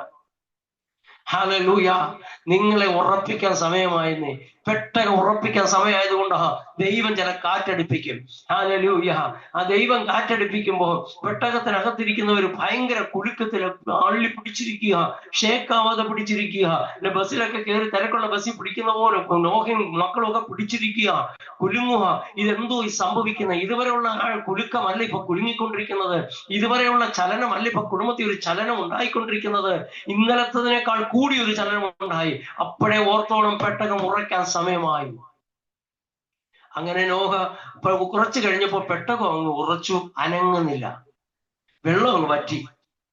നോഹ പെട്ടകത്തിന് താഴെ ഇറങ്ങി നോക്കി, പെട്ടകത്തെ നോക്കിയിട്ട്, ആഴക്കടലിനെ നോക്കിയിട്ട് ദൈവത്തിന് നന്ദി പറഞ്ഞു. ഇതിനെന്നറിയാമോ? ഈ പെട്ടകത്തിൽ കാറ്റടിക്കാതിരുന്നെങ്കിൽ വെള്ളം ഇറങ്ങും തോറും വെള്ളത്തിൽ പെട്ടകം താപോട്ട് പോയിക്കൊണ്ടിരിക്കും, കടലിൽ ചെന്ന് കിടക്കും ഈ പെട്ടകം. നോഹ പൂട്ട് തുറന്ന് പുറത്തിറങ്ങുമ്പോൾ നീന്താൻ കഴിവുള്ളതെല്ലാം നീന്തി കയറിക്കോണം, നീന്താത്ത പലതും ആ വെള്ളത്തിൽ തീരും. ദൈവത്തിനറിയാം താഴെ ഇരിക്കുന്ന പെട്ടകം മുകളിൽ എത്തിക്കണമെങ്കിൽ ഈ പ്രശ്നം വരുന്തോറും നീ ഉയർച്ച പ്രാപിച്ചുകൊണ്ടിരിക്കുക. എത്ര പേര് വിശ്വസിക്കുന്നുണ്ട്? അകത്തിരിക്കുന്ന നമുക്കിത് അറിയാൻ കഴിയത്തില്ല പ്രിയമുള്ളവരെ, പക്ഷേ നമ്മുടെ പെട്ടകം കുടുംബം ഉയർച്ച പ്രാപിച്ചുകൊണ്ടിരിക്കുക. ഹാലലി താഴെ ഇരിക്കുന്ന പെട്ടകം മോളിൽ കയറിക്കൊണ്ടിരിക്കുക. അതുകൊണ്ട് ആ പെട്ടകത്തിനകത്ത് നിന്ന് കരയണ്ട, നിന്റെ കണ്ണുനീര് മാറുന്ന സമയമായി, നന്ദി പറയുന്ന സമയം വന്നിരിക്കുക. താഴത്തെ വലിയ ആഴമുള്ള നാഴിയെ നോക്കി, മലയിലിരിക്കുന്ന പെട്ടകത്തെ നോക്കിയിട്ട് നോക്കണമേ, നോഹ നന്ദി പറയുക. കർത്താവേ, കാറ്റടിപ്പിച്ചതിനായി സ്തോത്രം, വെള്ളം കൊണ്ടുവന്നതിനായി സ്തോത്രം. ഈ വെള്ളം വന്നതുകൊണ്ടാ അന്ന് മിഷണറീസോ ക്രെയിനുകളോ ഒന്നുമില്ലാതെ ഈ കപ്പല് ഈ പർവ്വതത്തിന് മുകളിൽ കയറി ഇരിക്കണമെങ്കിൽ ഈ പ്രശ്നം വന്നേ മതിയാകത്തുള്ളൂ. ചില പ്രതിസന്ധി ചിലരെ ഉയരത്തെ കൊണ്ടെത്തിക്കാനാ, ചില തലമുറയുടെ ഗംഭീരിയുടെ പ്രതിസന്ധി, ഭാവിയുടെ പ്രതിസന്ധി തളർത്തി കളയാനല്ല. പ്രാർത്ഥനകളും ആരാധനകളും അതിന് പിന്നിലുണ്ട്, കണ്ണുനീര് അതിന് പിന്നിൽ ഉള്ളത് കൊണ്ട് ആ പെട്ടകത്തെ ഉയർത്തിക്കൊണ്ട് നിർത്തും. എത്ര പേർക്ക് ആമേൻ പറയാൻ കഴിയുന്നുണ്ട്? ചിലർ പ്രതിസന്ധിയെ നോക്കി നന്ദി പറയുന്ന നാൾക്കൾ മുൻപിലുണ്ടെന്ന് പരിശുദ്ധാത്മാ പറയുക. എത്ര പേർക്ക് പറയാൻ കഴിയുന്നുണ്ട്? കരഞ്ഞ വിഷയത്തിന് നന്ദി പറയും. കർത്താവേ, താങ്ക്സ് ലോർഡ്, നന്ദി കർത്താവേ, ആ പ്രശ്നം വന്നതിനായി നന്ദി എന്ന് പറയുന്ന ഒരു കാലം നിങ്ങളുടെ മുൻപിലുണ്ടെന്ന് പരിശുദ്ധാത്മാ പറയുക. പ്രിയമുള്ളവര്, മറിയയുടെ കണ്ണുനീരിന് മുമ്പിൽ കർത്താവ് ഇറങ്ങി വരികയാണ്. ലൂക്കോസിന്റെ സുവിശേഷം 7:13 വായിക്ക് പറയുന്നു, ഒരു നയീൻ പട്ടണത്തിലെ വിധവ, ഭർത്താവ് മരിച്ചുപോയി, ഇപ്പൊ കുഞ്ഞും മരിച്ചു, ആശ്രയമെല്ലാം മറ്റുപോയി. ഇവളിപ്പോ ഈ ഡെഡ് ബോഡി വീട്ടിലെ സകല പരിപാടികളും കഴിഞ്ഞ്, പ്രാർത്ഥനയും കർമ്മങ്ങളെല്ലാം കഴിഞ്ഞ് സെമത്തേരിയിലോട്ട് കൊണ്ടുപോവുക. ഈ പെട്ടിയെടുക്കുന്ന സമയം ഒരു വെപ്രാളമാ പെട്ടിയെടുക്കാൻ. ഞങ്ങളും പെട്ടിയൊക്കെ എടുത്തിട്ടുണ്ട്. ചില സ്ഥലത്ത് പോകുമ്പോൾ പെട്ടി നമ്മൾ എടുക്കണം, ചില സമയം ശവക്കുഴി നമ്മൾ എടുക്കേണ്ടി വന്നിട്ടുണ്ട്. കുഴി പകുതി വെട്ടി അടിച്ച് പൂസായി, പൈസ കൊടുത്തവരെല്ലാം അടിച്ച് പൂസായി അവിടെ കിടക്കുക, കുഴിവെട്ടാൻ ആളില്ല. ഓടി അവിടെ കൊണ്ടുവന്നു, സംഭവമില്ല. ഞാൻ സത്തൂരി കുഴിവെട്ടാൻ, കാരണം വെട്ടി അടയ്ക്കല്ലേ പറ്റത്തുള്ളൂ. വെട്ടി അടക്കിയിട്ടാണ് നമ്മൾ പോയത്. നമ്മൾ കുഴിവെട്ടാനായിട്ട് എടുത്തപ്പോഴും തന്നെ മറ്റുള്ളവരെല്ലാം ഓടി വന്ന്, പാസ്റ്റർ വേണ്ട പാസ്റ്ററെ, പാസ്റ്റർ വേണ്ട, ഞങ്ങൾ എടുത്തോളാന്ന് പറഞ്ഞ് അവിടുത്തെ പഞ്ചായത്ത് മെമ്പർ ഇറങ്ങി കുഴി വെട്ടി. പ്രിയമുള്ളവരെ, ഈ പെട്ടി എടുക്കുക, വീട്ടിലെ സകല പരിപാടിയും കഴിഞ്ഞിട്ട് ഈ പെട്ടി എടുക്കുക, പെട്ടെന്ന് സെമിത്തേരി കൊണ്ടുവയ്ക്കണം, അടക്കം കഴിയണം, പോകണം. ഇതാണ് പരിപാടി. പിന്നെ ഒരു ധൃതിയാണ്. അങ്ങനെ അവസാനത്തെ പരിപാടിയും കഴിഞ്ഞ് അന്ത്യചുംബനം കൊടുക്കുമ്പോൾ അന്ത്യചുംബനം കൊടുത്ത് പെട്ടി എടുത്തുകൊണ്ട് ഒരു ഒറ്റ പോക്ക. അവിടെയുള്ള കുറെ ചെറുപ്പക്കാർ പെട്ടിയെടുക്കാൻ അങ്ങ് തയ്യാറായി നിന്നു. ഒരുത്തനെ കുഴിയിലിറക്കാൻ ആരിൽ എത്ര പേർക്ക് വലിയ താല്പര്യമാണ്. ചില തലമുറയുടെ ഭാവിക്ക് വെച്ച ചില കെണികള് ദൈവം പറയുന്നു, തമ്പുരാന പ്രതിസന്ധിയെ ആ കെണിയെ തൊടാൻ പോവുക. നിന്റെ തലമുറയെ ചുമന്ന് പുറത്തു കൊണ്ടുപോയി അവനെ പെട്ടിക്കകത്ത് കയറ്റുവാൻ, സെമിത്തേരിക്കകത്ത് കയറ്റി അടങ്ങത്തുള്ളെന്ന് പറഞ്ഞ് ചുമക്കുന്ന ചില ശത്രുവിന്റെ തന്ത്രത്തെ തമ്പുരാൻ അറസ്റ്റ് ചെയ്ത് നിർത്താൻ പോവുക പട്ടണവാതിക്കൽ വെച്ച്. കൈവിട്ടു പോയ ചില വിഷയത്തെ തമ്പുരാൻ തോടാൻ പോകുന്നു പരിശുദ്ധാത്മാവ് പറയുകയാണ്. കൈവിട്ടു പോയതാ, ഇനി ഒന്നിനും പറ്റത്തില്ല. കൈവിട്ടു പോയ ചില വിഷയത്തെ വഴിയിലിട്ട് ദൈവം പിടിക്കും. എത്ര പേർക്ക് ആമേൻ പറയാൻ കഴിയുന്നുണ്ട്? ആ സഹോദരിയോട് യേശു പറഞ്ഞത്, ഇനി കരയണ്ട. നീ നിന്റെ ഭർത്താവ് മരിച്ചപ്പോ ഒത്തിരി കരഞ്ഞതാ. ഇതാ രണ്ടാമതൊരു കരച്ചിൽ നിന്റെ വീട്ടിൽ കയറി വന്നിരിക്കുക. കരച്ചിലിന്റെ ഒരു ഘോഷയാത്രയായപ്പോ വന്നുകൊണ്ടിരിക്കുന്നേ. ഭർത്താവ് ഇരുന്നപ്പോൾ അവൾക്ക് ഒരു ആശ്രയമായിരുന്നു. ഭർത്താവ് നഷ്ടപ്പെട്ടു പോയി, വിധവയായി. പിന്നെ അവൾ കണ്ണുനീര് നിർത്തിയപ്പോഴെന്നറിയാമോ? ഈ കുഞ്ഞിന്റെ വളർച്ച കണ്ടപ്പോഴാ. ഈ കുഞ്ഞ് വളർന്ന് എനിക്കൊരു സഹായമായി തീരുമെന്ന്, എന്റെ വയസ്സായ സമയത്ത് എനിക്കൊരു ആശ്വാസമാകുമെന്ന് പ്രതീക്ഷയുള്ളതാ. ഇപ്പൊ പ്രതീക്ഷ അറ്റ് ഒരു പ്രതിസന്ധി ആ ഭവനത്തിൽ കയറിയതാ. നിന്റെ തലമുറയെ ഓർത്തുള്ള പ്രതീക്ഷ അറ്റുപോയെങ്കിൽ ദൈവാത്മാ പറയുന്നു, നിന്റെ കണ്ണുനീര് മാറ്റുവാൻ കർത്താവ് ഇറങ്ങി വരും. നീ എന്തിനാ കരയുന്നല്ല ചോദിച്ചത്. കർത്താവ് ഇനി കരയണ്ടെന്നാ പറഞ്ഞ് ചില കണ്ണുനീരിന് അറുതി വെക്കാൻ പോവുക. ആരെങ്കിലും തലമയോർത്ത് കരയുന്ന ആരെങ്കിലും ഇവിടെ നടുവിലുണ്ടെങ്കിൽ ദൈവാത്മാ പറയുന്നു, ഇനി നീ കരയണ്ട. കർത്താവ് നമ്മോട് ദൂത് പറയുക, കരയണ്ട. നീ എന്തിനാ കരയുന്നേ? നീ ഇനി കരയണ്ട. നഷ്ടപ്പെട്ടതിനെ ദൈവം മടക്കി തരിക. ഇതുവരെ മറ്റുള്ളവർ ചുമന്നുകൊണ്ട് പോയ കുഞ്ഞ് ഇപ്പൊ മാതാവിന്റെ കൈ പിടിച്ച് വീട്ടിലോട്ട് തിരിച്ചു പോവുക. ആ ദേശം ആശ്ചര്യപ്പെടുമാറ് ഒരത്ഭുതം ആ വീട്ടിൽ നടന്നെങ്കിൽ, ആ വീട്ടിൽ കണ്ണുനീര് മാറിയെങ്കിൽ, അവളുടെ കണ്ണുനീര് എന്നേക്കുമായി ദൈവം മാറ്റിക്കൊടുത്തെങ്കിൽ, കരയണ്ട. അവന്റെ കണ്ണുനീര് മാറ്റിയ കർത്താവ് ഈ ദിവസങ്ങളിൽ ചിലതിനെ കൈ തരാൻ പോവുക. നഷ്ടപ്പെട്ടതിനെ ചിലതിനെ കയ്യിൽ പിടിച്ചു തരാൻ പോവുക. ഇനി നീ കരയണ്ട, ഇനി നീ കരയണ്ട. ഏത് വിഷയത്തെ ഓർത്താ നമ്മൾ കരയുന്നേ? ആ കർത്താവ് ആ വിഷയത്തെ നിന്റെ കരങ്ങളിൽ ഏൽപ്പിക്കാൻ പോവുക. ആരോടോ പരിശുദ്ധാത്മാ പറയുന്നു, നഷ്ടപ്പെട്ടു എന്ന് വിധി എഴുതിയത് മടങ്ങി വരാൻ പോവാ.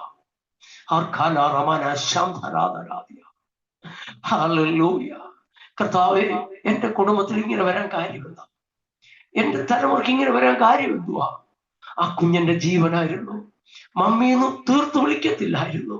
പക്ഷെ ഇപ്പോ എന്നെ ഫോൺ വിളിച്ചിട്ടില്ല, കൊച്ചുമക്കളെ കാണിക്കുന്നില്ല എന്നൊക്കെ പലപ്പോഴും പലരും പറയുന്നത് കേട്ടിട്ടുണ്ട് പ്രിയമുള്ളവരെ. പക്ഷെ എന്റെ ദൈവം നിന്റെ കയ്യിൽ കൊണ്ടുതരുമോ വിഷയത്തിൽ?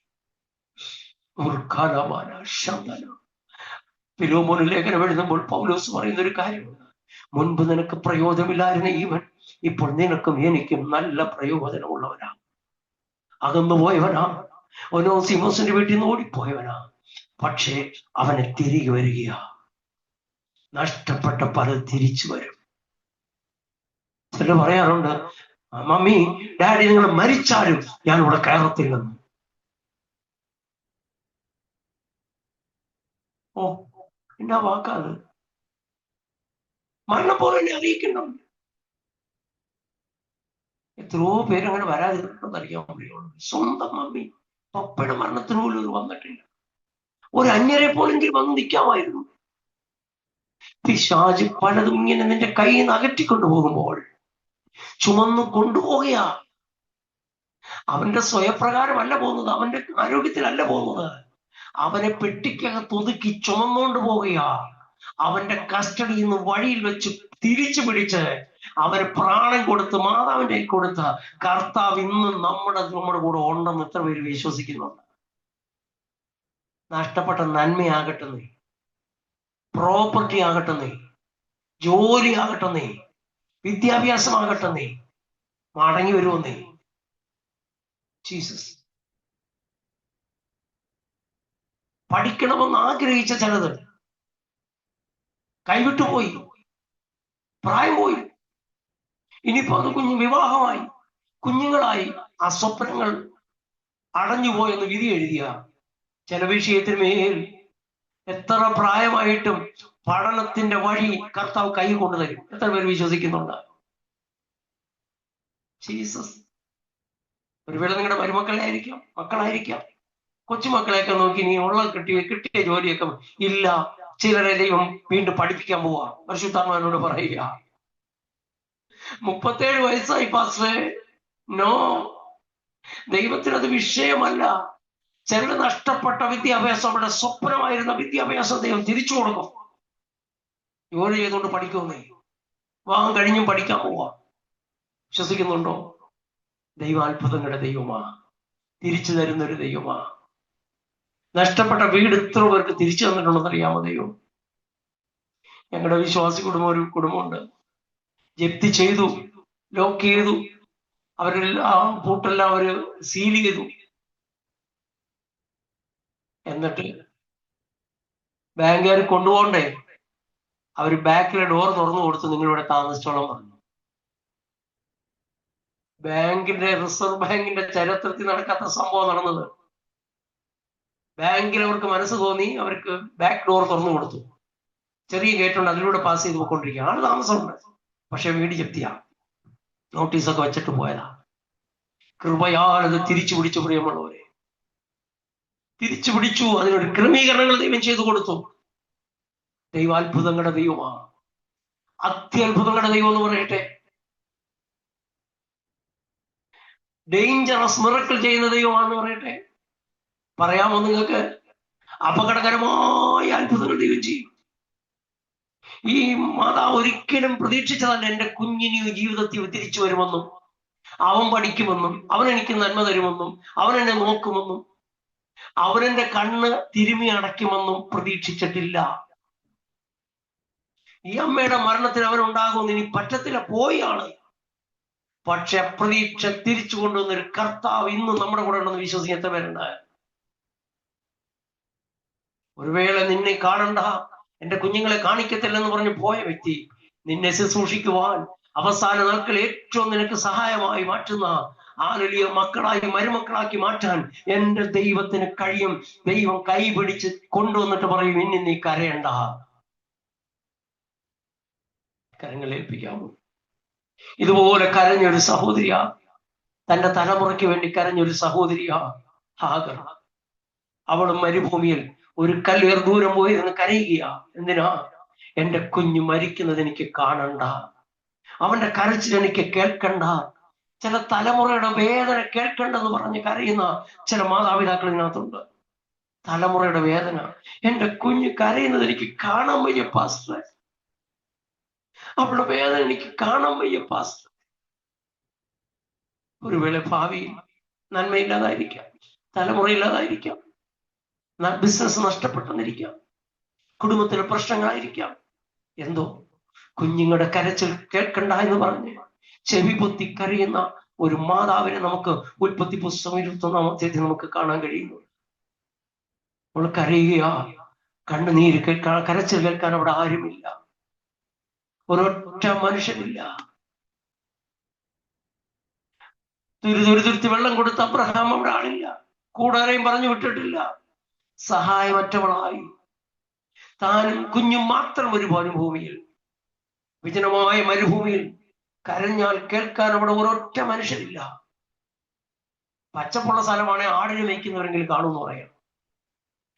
ഇതൊരു മരുഭൂമിയാ. നീ എത്ര അലറിയാലും ആരും കേൾക്കത്തില്ല. പക്ഷേ വാഗ്ദത്തം ചെയ്ത ദൈവം കേട്ടു. ഉൽപ്പത്തി പുസ്തകം 16-ാം അധ്യായത്തിൽ തലമുറയോടുള്ള ചില വാഗ്ദത്തം. ഇന്ന് രാത്രി തലമുറ ഏത് അവസ്ഥയിലായിക്കൊള്ളട്ടെ, ഏത് പ്രതിസന്ധിയിലായിക്കൊള്ളട്ടെ, ഏത് കഷ്ടതയുടെ നടുവിലായിക്കൊള്ളട്ടെ, അവരോട് ദൈവം നൂത് പറഞ്ഞിട്ടുണ്ടെങ്കിൽ ദൈവം അക്കരച്ചിൽ കേൾക്കുന്ന ദൈവമാ. വചനം പറയുന്നു, മാതാവിനോടാ ദൂത് പറഞ്ഞത്. ആരെ കുറിച്ചാ? ഉദരത്തിൽ കിടന്ന കുഞ്ഞിനെ കുറിച്ചാണ് മാതാവിനോട് ദൂത് പറഞ്ഞത്. ഈ ചെറുക്കൻ ദൂത് കേട്ടിട്ടില്ല, ചെറുക്കൻ ആരും പ്രവാചകന്മാർ തലയിൽ കൈവച്ച് ദൂത് പറഞ്ഞിട്ടില്ല. പക്ഷെ ഒറ്റ കാര്യം, അവന്റെ കണ്ണുനീര്, അവന്റെ കരച്ചിൽ സ്വർഗം കേട്ടു. വചനം പറയുന്നു, ബാലന്റെ കരച്ചിൽ ദൈവം കേട്ടു. ദൂത് നിങ്ങളോടാണെങ്കിലും, തലമുറയുള്ള ദൂത് നിങ്ങളോടാ പറഞ്ഞതെങ്കിലും, അവന്റെ അവസ്ഥ കാണുന്നൊരു ദൈവമുണ്ട്. വിശ്വസിക്കുന്നുണ്ടോ? ദൂത് നിങ്ങളോ കേട്ടെ. അവരാരും ദൂത് കേൾക്കാൻ വന്നില്ല, കുഞ്ഞുങ്ങളാരും പ്രവചനം കേൾക്കാൻ വന്നിട്ടില്ല, കുഞ്ഞുങ്ങളോടാരും പ്രവചനം പറഞ്ഞിട്ടില്ല. പക്ഷേ അവന്റെ പ്രതിസന്ധിയിൽ അവൻ കരയുമ്പോൾ ദൂത് കേട്ട നിങ്ങളാണെങ്കിലും ദൈവം അവന്റെ കരച്ചിൽ കേട്ടിറങ്ങി വരും. ചില കുഞ്ഞുങ്ങളുടെ വേദന കാണുന്നുണ്ട് ദൈവം കേട്ടോ, ചില തലമുറയുടെ വേദന ദൈവം കാണുന്നു. Praise the Lord. Hallelujah. ഒരിക്കൽ ഉൽപ്പത്തി പുസ്തകം 37 അധ്യായം 34 വാക്യം വായിക്കുമ്പോൾ യാക്കോബ് എന്നൊരു ഭക്തൻ തനിക്ക് മക്കളിൽ തനിക്ക് ഇഷ്ടമുള്ള മകൻ ജോസഫാ. ഏറ്റവും ഇഷ്ടം, വാത്സല്യത്തോടെ വളർത്തി അങ്കിയൊക്കെ കൊടുത്തു ഇങ്ങനെ വളർത്തിക്കൊണ്ടുവരിക. ഒരു സുപ്രഭാതത്തിൽ അവൻ അദ്ദേഹത്തിന്റെ കയ്യിൽ നഷ്ടപ്പെട്ടു പോയി. നമുക്ക് ആ പശ്ചാത്തലമൊക്കെ അറിയാതുകൊണ്ട് ഞാൻ അങ്ങോട്ട് വിവരിക്കാൻ പോകുന്നില്ല. നഷ്ടപ്പെട്ടു പോയി. അത് ഓർത്ത് ആ രക്തക്കറ പിടിച്ച അങ്കി കണ്ടുകൊണ്ട് ആ മനുഷ്യൻ 20 വർഷം കരഞ്ഞു. അങ്കി കാണുമ്പോഴെല്ലാം കരച്ചില്ല. ചില നഷ്ടങ്ങൾ ഓർത്ത് ആ വിഷയം കാണുമ്പോഴും കേൾക്കുമ്പോഴും എല്ലാം നമ്മൾ കരയും. ഈ ജോസഫ് ഒരു വാഗ്ദത്തമായിരുന്നു. ജോസഫ് ഒരു പ്രോമിസാ, പക്ഷെ അവൻ നഷ്ടപ്പെട്ടു പോയി. ആ പ്രോമിസ് നഷ്ടപ്പെട്ടു. സ്വപ്നം കണ്ടവനാണ്. അപ്പൻ ആ സ്വപ്നം ഹൃദയത്തിൽ സംഹരിച്ചു. പക്ഷെ നഷ്ടപ്പെട്ടു പോയി. എന്നാ ചെയ്യും?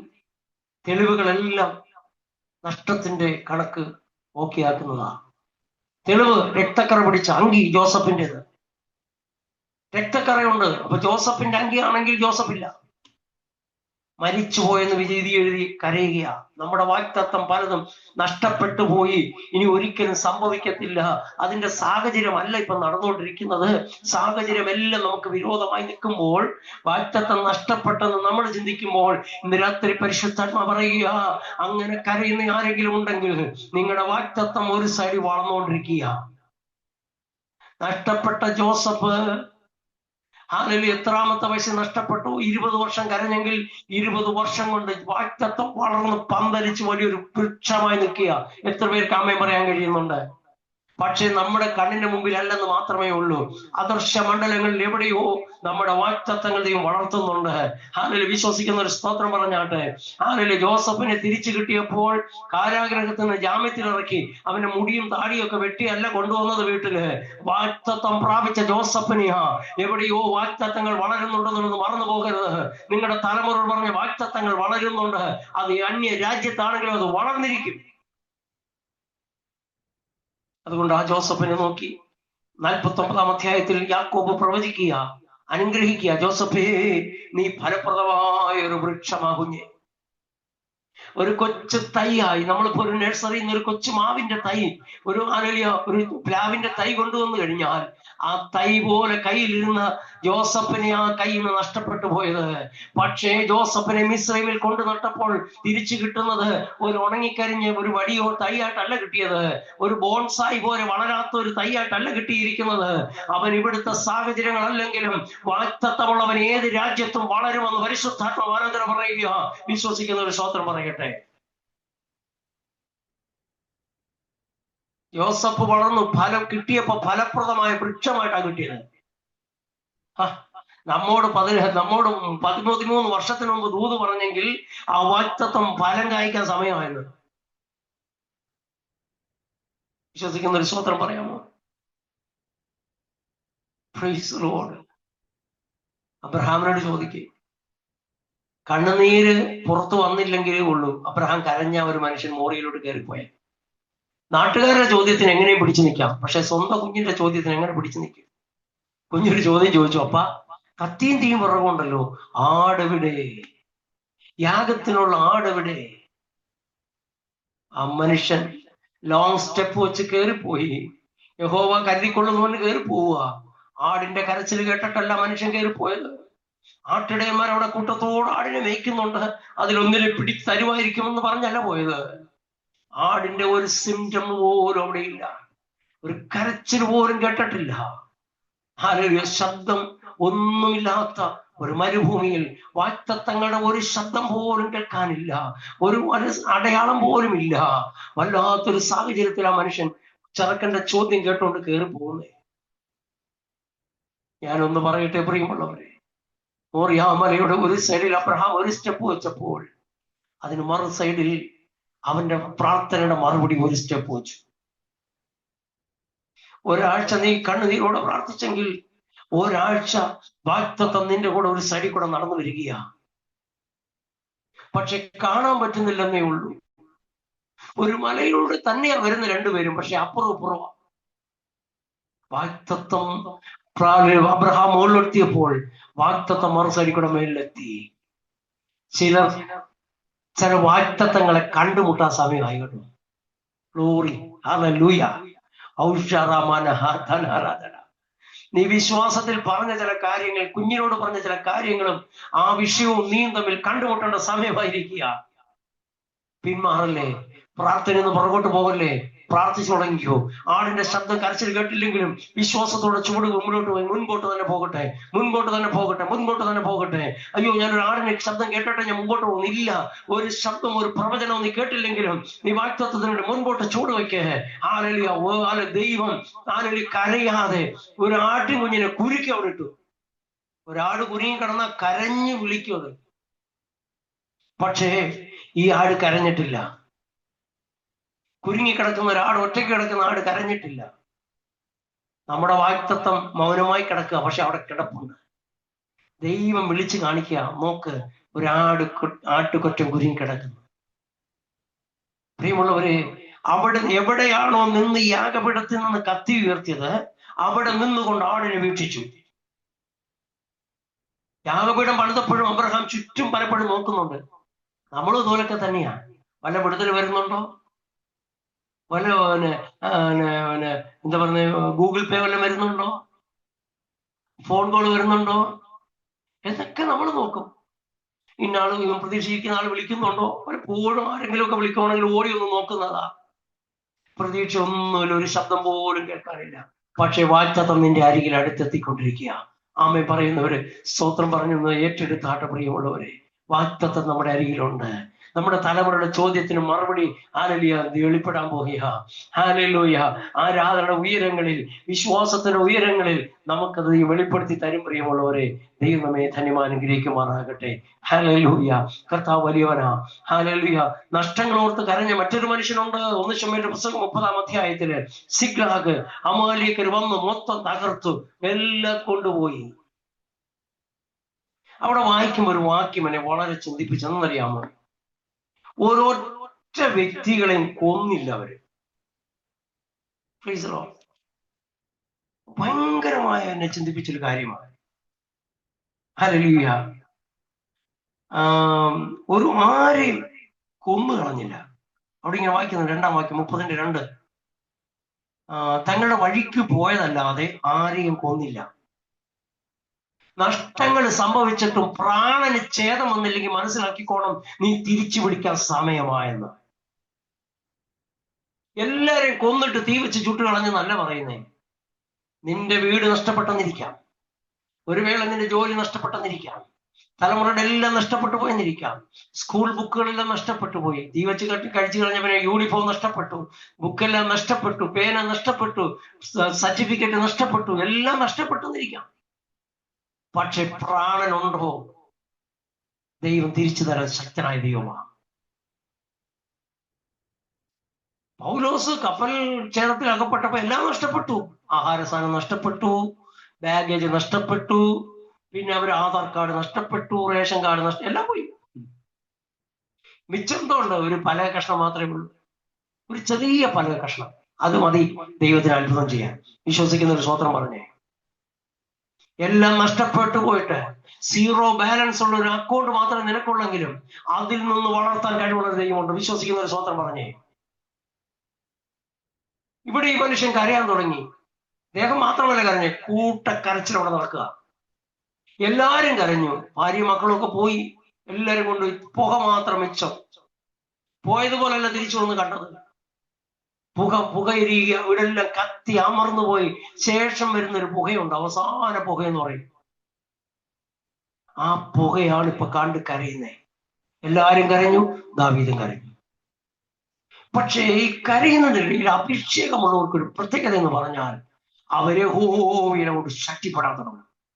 രാത്രി കരയുന്ന ചിലരെ ദൈവം ശക്തിപ്പെടുത്താൻ പോവുക.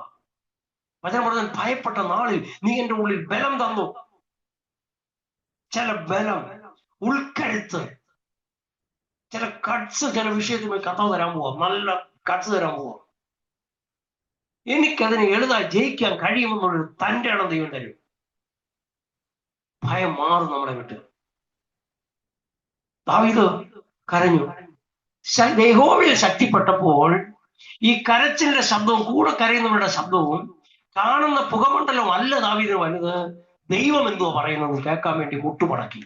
ഇന്ന് രാത്രി ചിലർ കണ്ണുനീരിന്റെ വിഷയങ്ങളെ ഓർത്ത് കരയുമ്പോൾ, വിഷയങ്ങൾ ഓർത്ത് ഭാരപ്പെടുമ്പോൾ അത് കണ്ട് കരയുകയും ചെയ്യുമ്പോൾ, മറ്റുള്ളവർ കൂട്ടമായി പറയുന്ന വാക്കുകൾ കേട്ട് കരയുമ്പോൾ, ഇന്ന് രാത്രി ചിലർ യഹോവയിൽ ഉള്ളിൽ ദൈവം ബലം തന്നാൽ നിങ്ങൾ ദൈവത്തെ എന്താ പറയുന്നതെന്ന് കേൾക്കാൻ അല്ലെങ്കിൽ മുട്ടുമടക്കും. ഇന്ന് രാത്രി ദൈവശബ്ദം കേൾക്കുമെന്ന്. ഫൈനൽ വേർഡ് ദൈവത്തിൻ്റെതാകട്ടോ, അല്ലാതെ കരയുന്നവന്റെ അല്ല, നാട്ടുകാരുടെ അല്ല ഫൈനൽ വേർഡ്. മെഡിക്കൽ സയൻസിന്റെ സർട്ടിഫിക്കറ്റ് അല്ല ഫൈനൽ വേർഡ്. ഡോക്ടർ വർത്തമാനമല്ല ഫൈനൽ. ദൈവം എന്താ പറയുന്നത്? പലരും പറയുന്നു നീ യഹോവെങ്കിൽ പോലും രക്ഷയില്ലെന്ന്. നീ യഹോവ എനിക്ക് ചുറ്റും പരിചയം, എന്റെ മഹത്വം എന്റെ തലയുയർത്തുന്നവരുമാ. രക്ഷയില്ലെന്ന് പലരും കാണുന്നവരും കേൾക്കുന്നവരും വീട്ടിനകത്തും പുറത്തും പറഞ്ഞാലും തലയുയർത്തുന്ന ഒരു ദൈവമുണ്ട്, വിശ്വസിക്കുന്ന ഒരു സ്വോത്രം പറഞ്ഞേ. ദാവീദ് ദൈവസന്ധി മുട്ടുമടക്കി. എനിക്കിത് തിരിച്ചു പിടിക്കാൻ കഴിയുമോ? ദൈവം പറഞ്ഞു നീ തിരിച്ചു പിടിക്കും, പിന്തുടരാൻ പറഞ്ഞു. എങ്ങോട്ടാ കൊണ്ടുപോയെന്ന് അറിയത്തില്ല.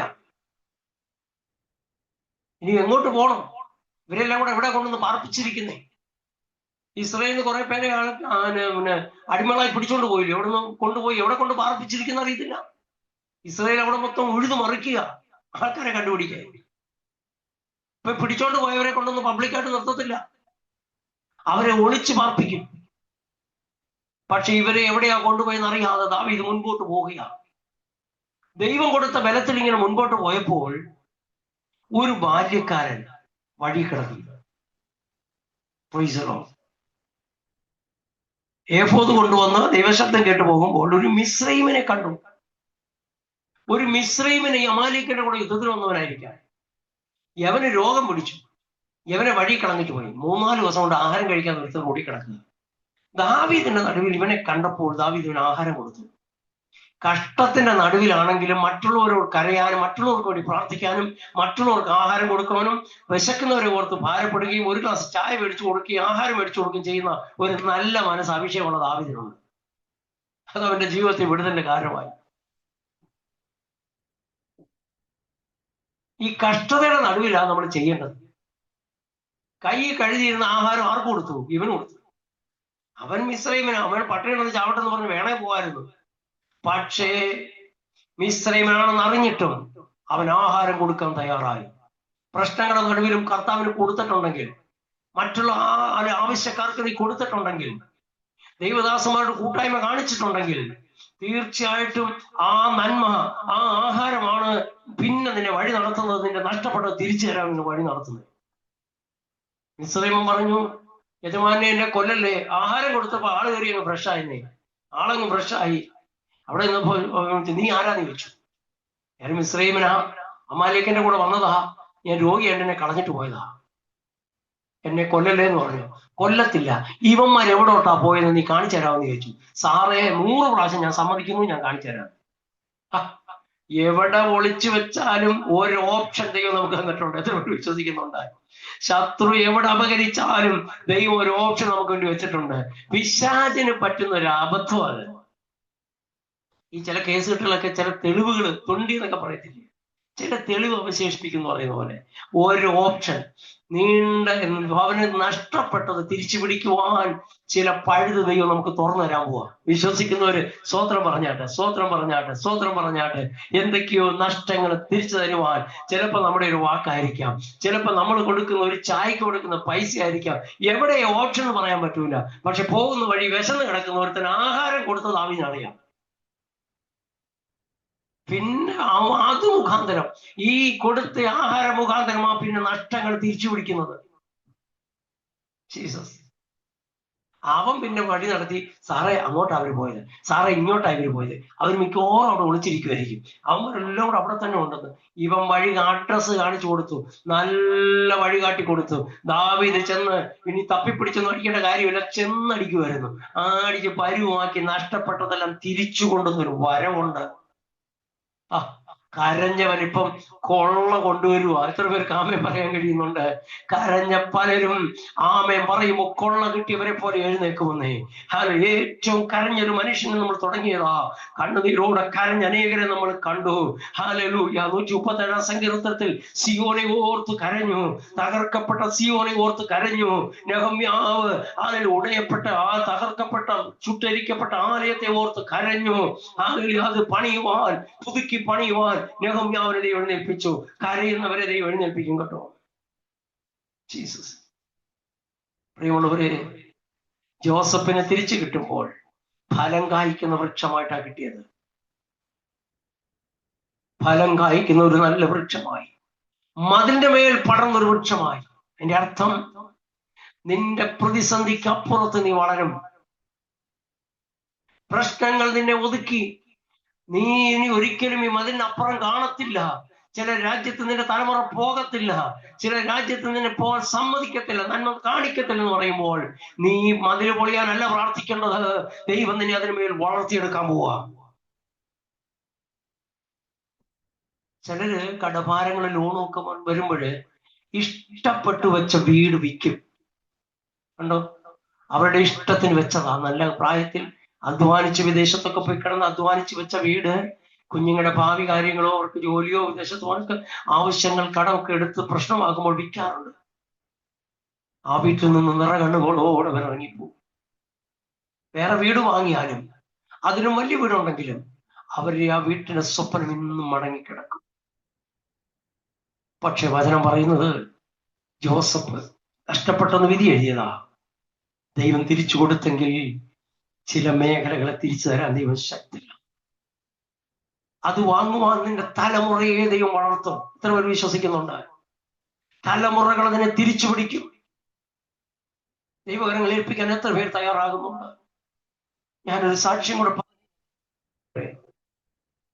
ഇന്ന് രാത്രി കർത്താവിന്റെ കരങ്ങൾ ഏൽപ്പിച്ചു കൊടുത്താൽ ദൈവം വലിയ അത്ഭുതങ്ങൾ നമുക്ക് വേണ്ടി ചെയ്യും. ആരുടെയൊക്കെയോ കണ്ണുനീരിന് മറുപടി സ്വർഗം നമുക്ക് നടത്താൻ പോവുക. ആരുടെയോ കണ്ണുനീരിന്റെ മറുപടി സ്വർഗം തരാൻ പോവുക.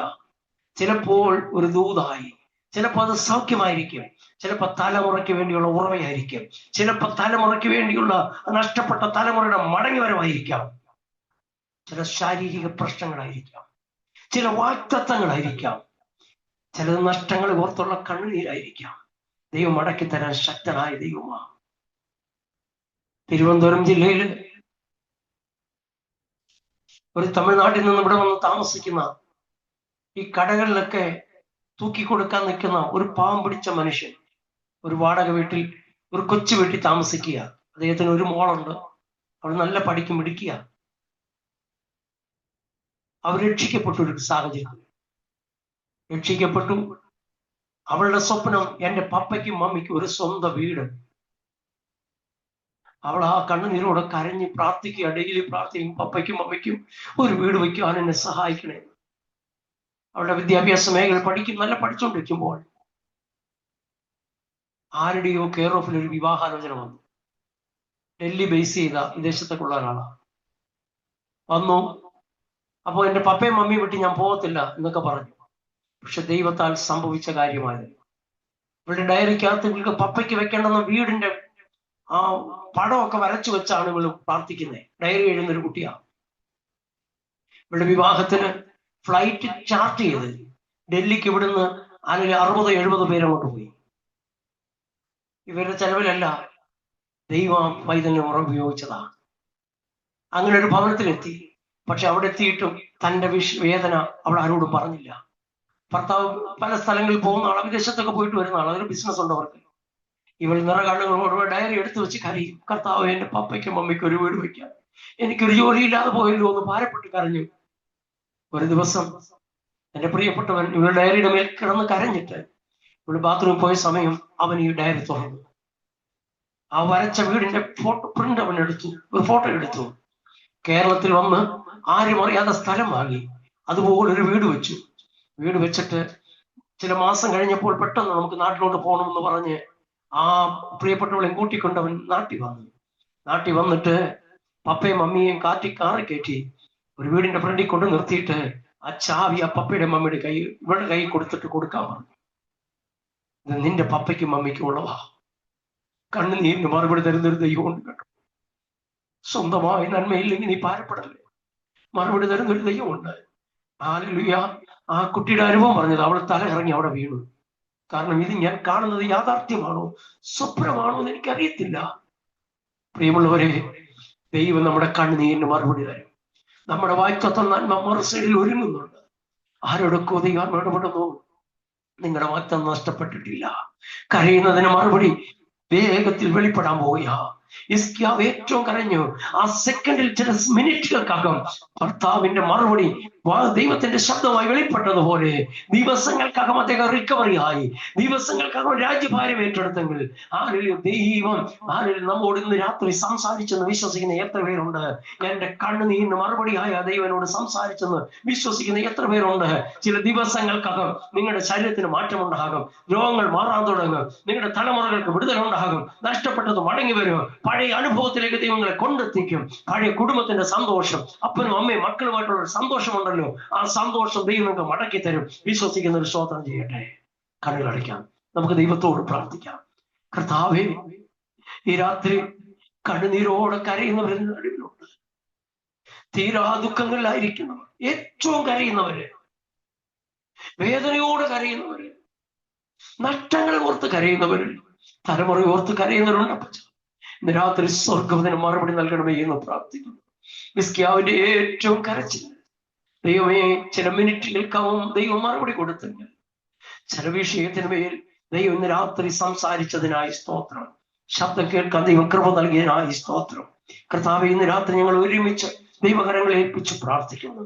ഇന്ന് രാത്രി ദൈവം ചിലരോട് എന്തിനാ കരയുന്നെന്ന് ചോദിച്ചിട്ട് ഇനി കരയണ്ടെന്ന് പറഞ്ഞതിനായി സ്തോത്രം ചെയ്യുകയാണ്. കർത്താവേ, നഷ്ടപ്പെട്ടത് മടങ്ങി വരട്ടെ. വാഗ്ദത്തങ്ങൾ കർത്താവെ അത് ഫലം കായ്ച്ചു ഭവനത്തിൽ എത്തട്ടെ. അത് കാണുവാനും അനുഭവിക്കുവാനും യാക്കോബിന് ചൈതന്യം വരുത്തിയതുപോലെ സ്വർഗം ഈ ദിവസങ്ങളിൽ ഞങ്ങൾക്ക് ചൈതന്യം നൽകണമേ. ദാവീദിന്റെ ഉള്ളിൽ ശക്തി നൽകിയതുപോലെ ഞങ്ങൾക്ക് ശക്തി നൽകണമേ എന്ന് പ്രാർത്ഥിക്കുന്നു. വലിയ മാറ്റം ഞങ്ങൾ ഈ വർഷം പ്രതീക്ഷിക്കുന്നു. കർത്താവെ, ഈ മാസം അവസാനിക്കുന്നതിന് മുമ്പേ സ്വർഗം ഞങ്ങൾക്ക് തരുന്ന മറുപടികൾക്കായി നന്ദി പറയുന്നു. ഇന്ന് രാത്രി നല്ല ശബ്ദങ്ങൾക്കായി, നല്ല ഫോൺ കോളിനായി, നല്ല ഇമെയിലിനായി, നല്ല വാട്സാപ്പ് മെസ്സേജിനായി, ഇൻസ്റ്റാഗ്രാം മെസ്സേജിനായി ഞങ്ങൾ സ്തോത്രം ചെയ്യുന്നു. മറുപടി വരുന്നതിനായി നന്ദി.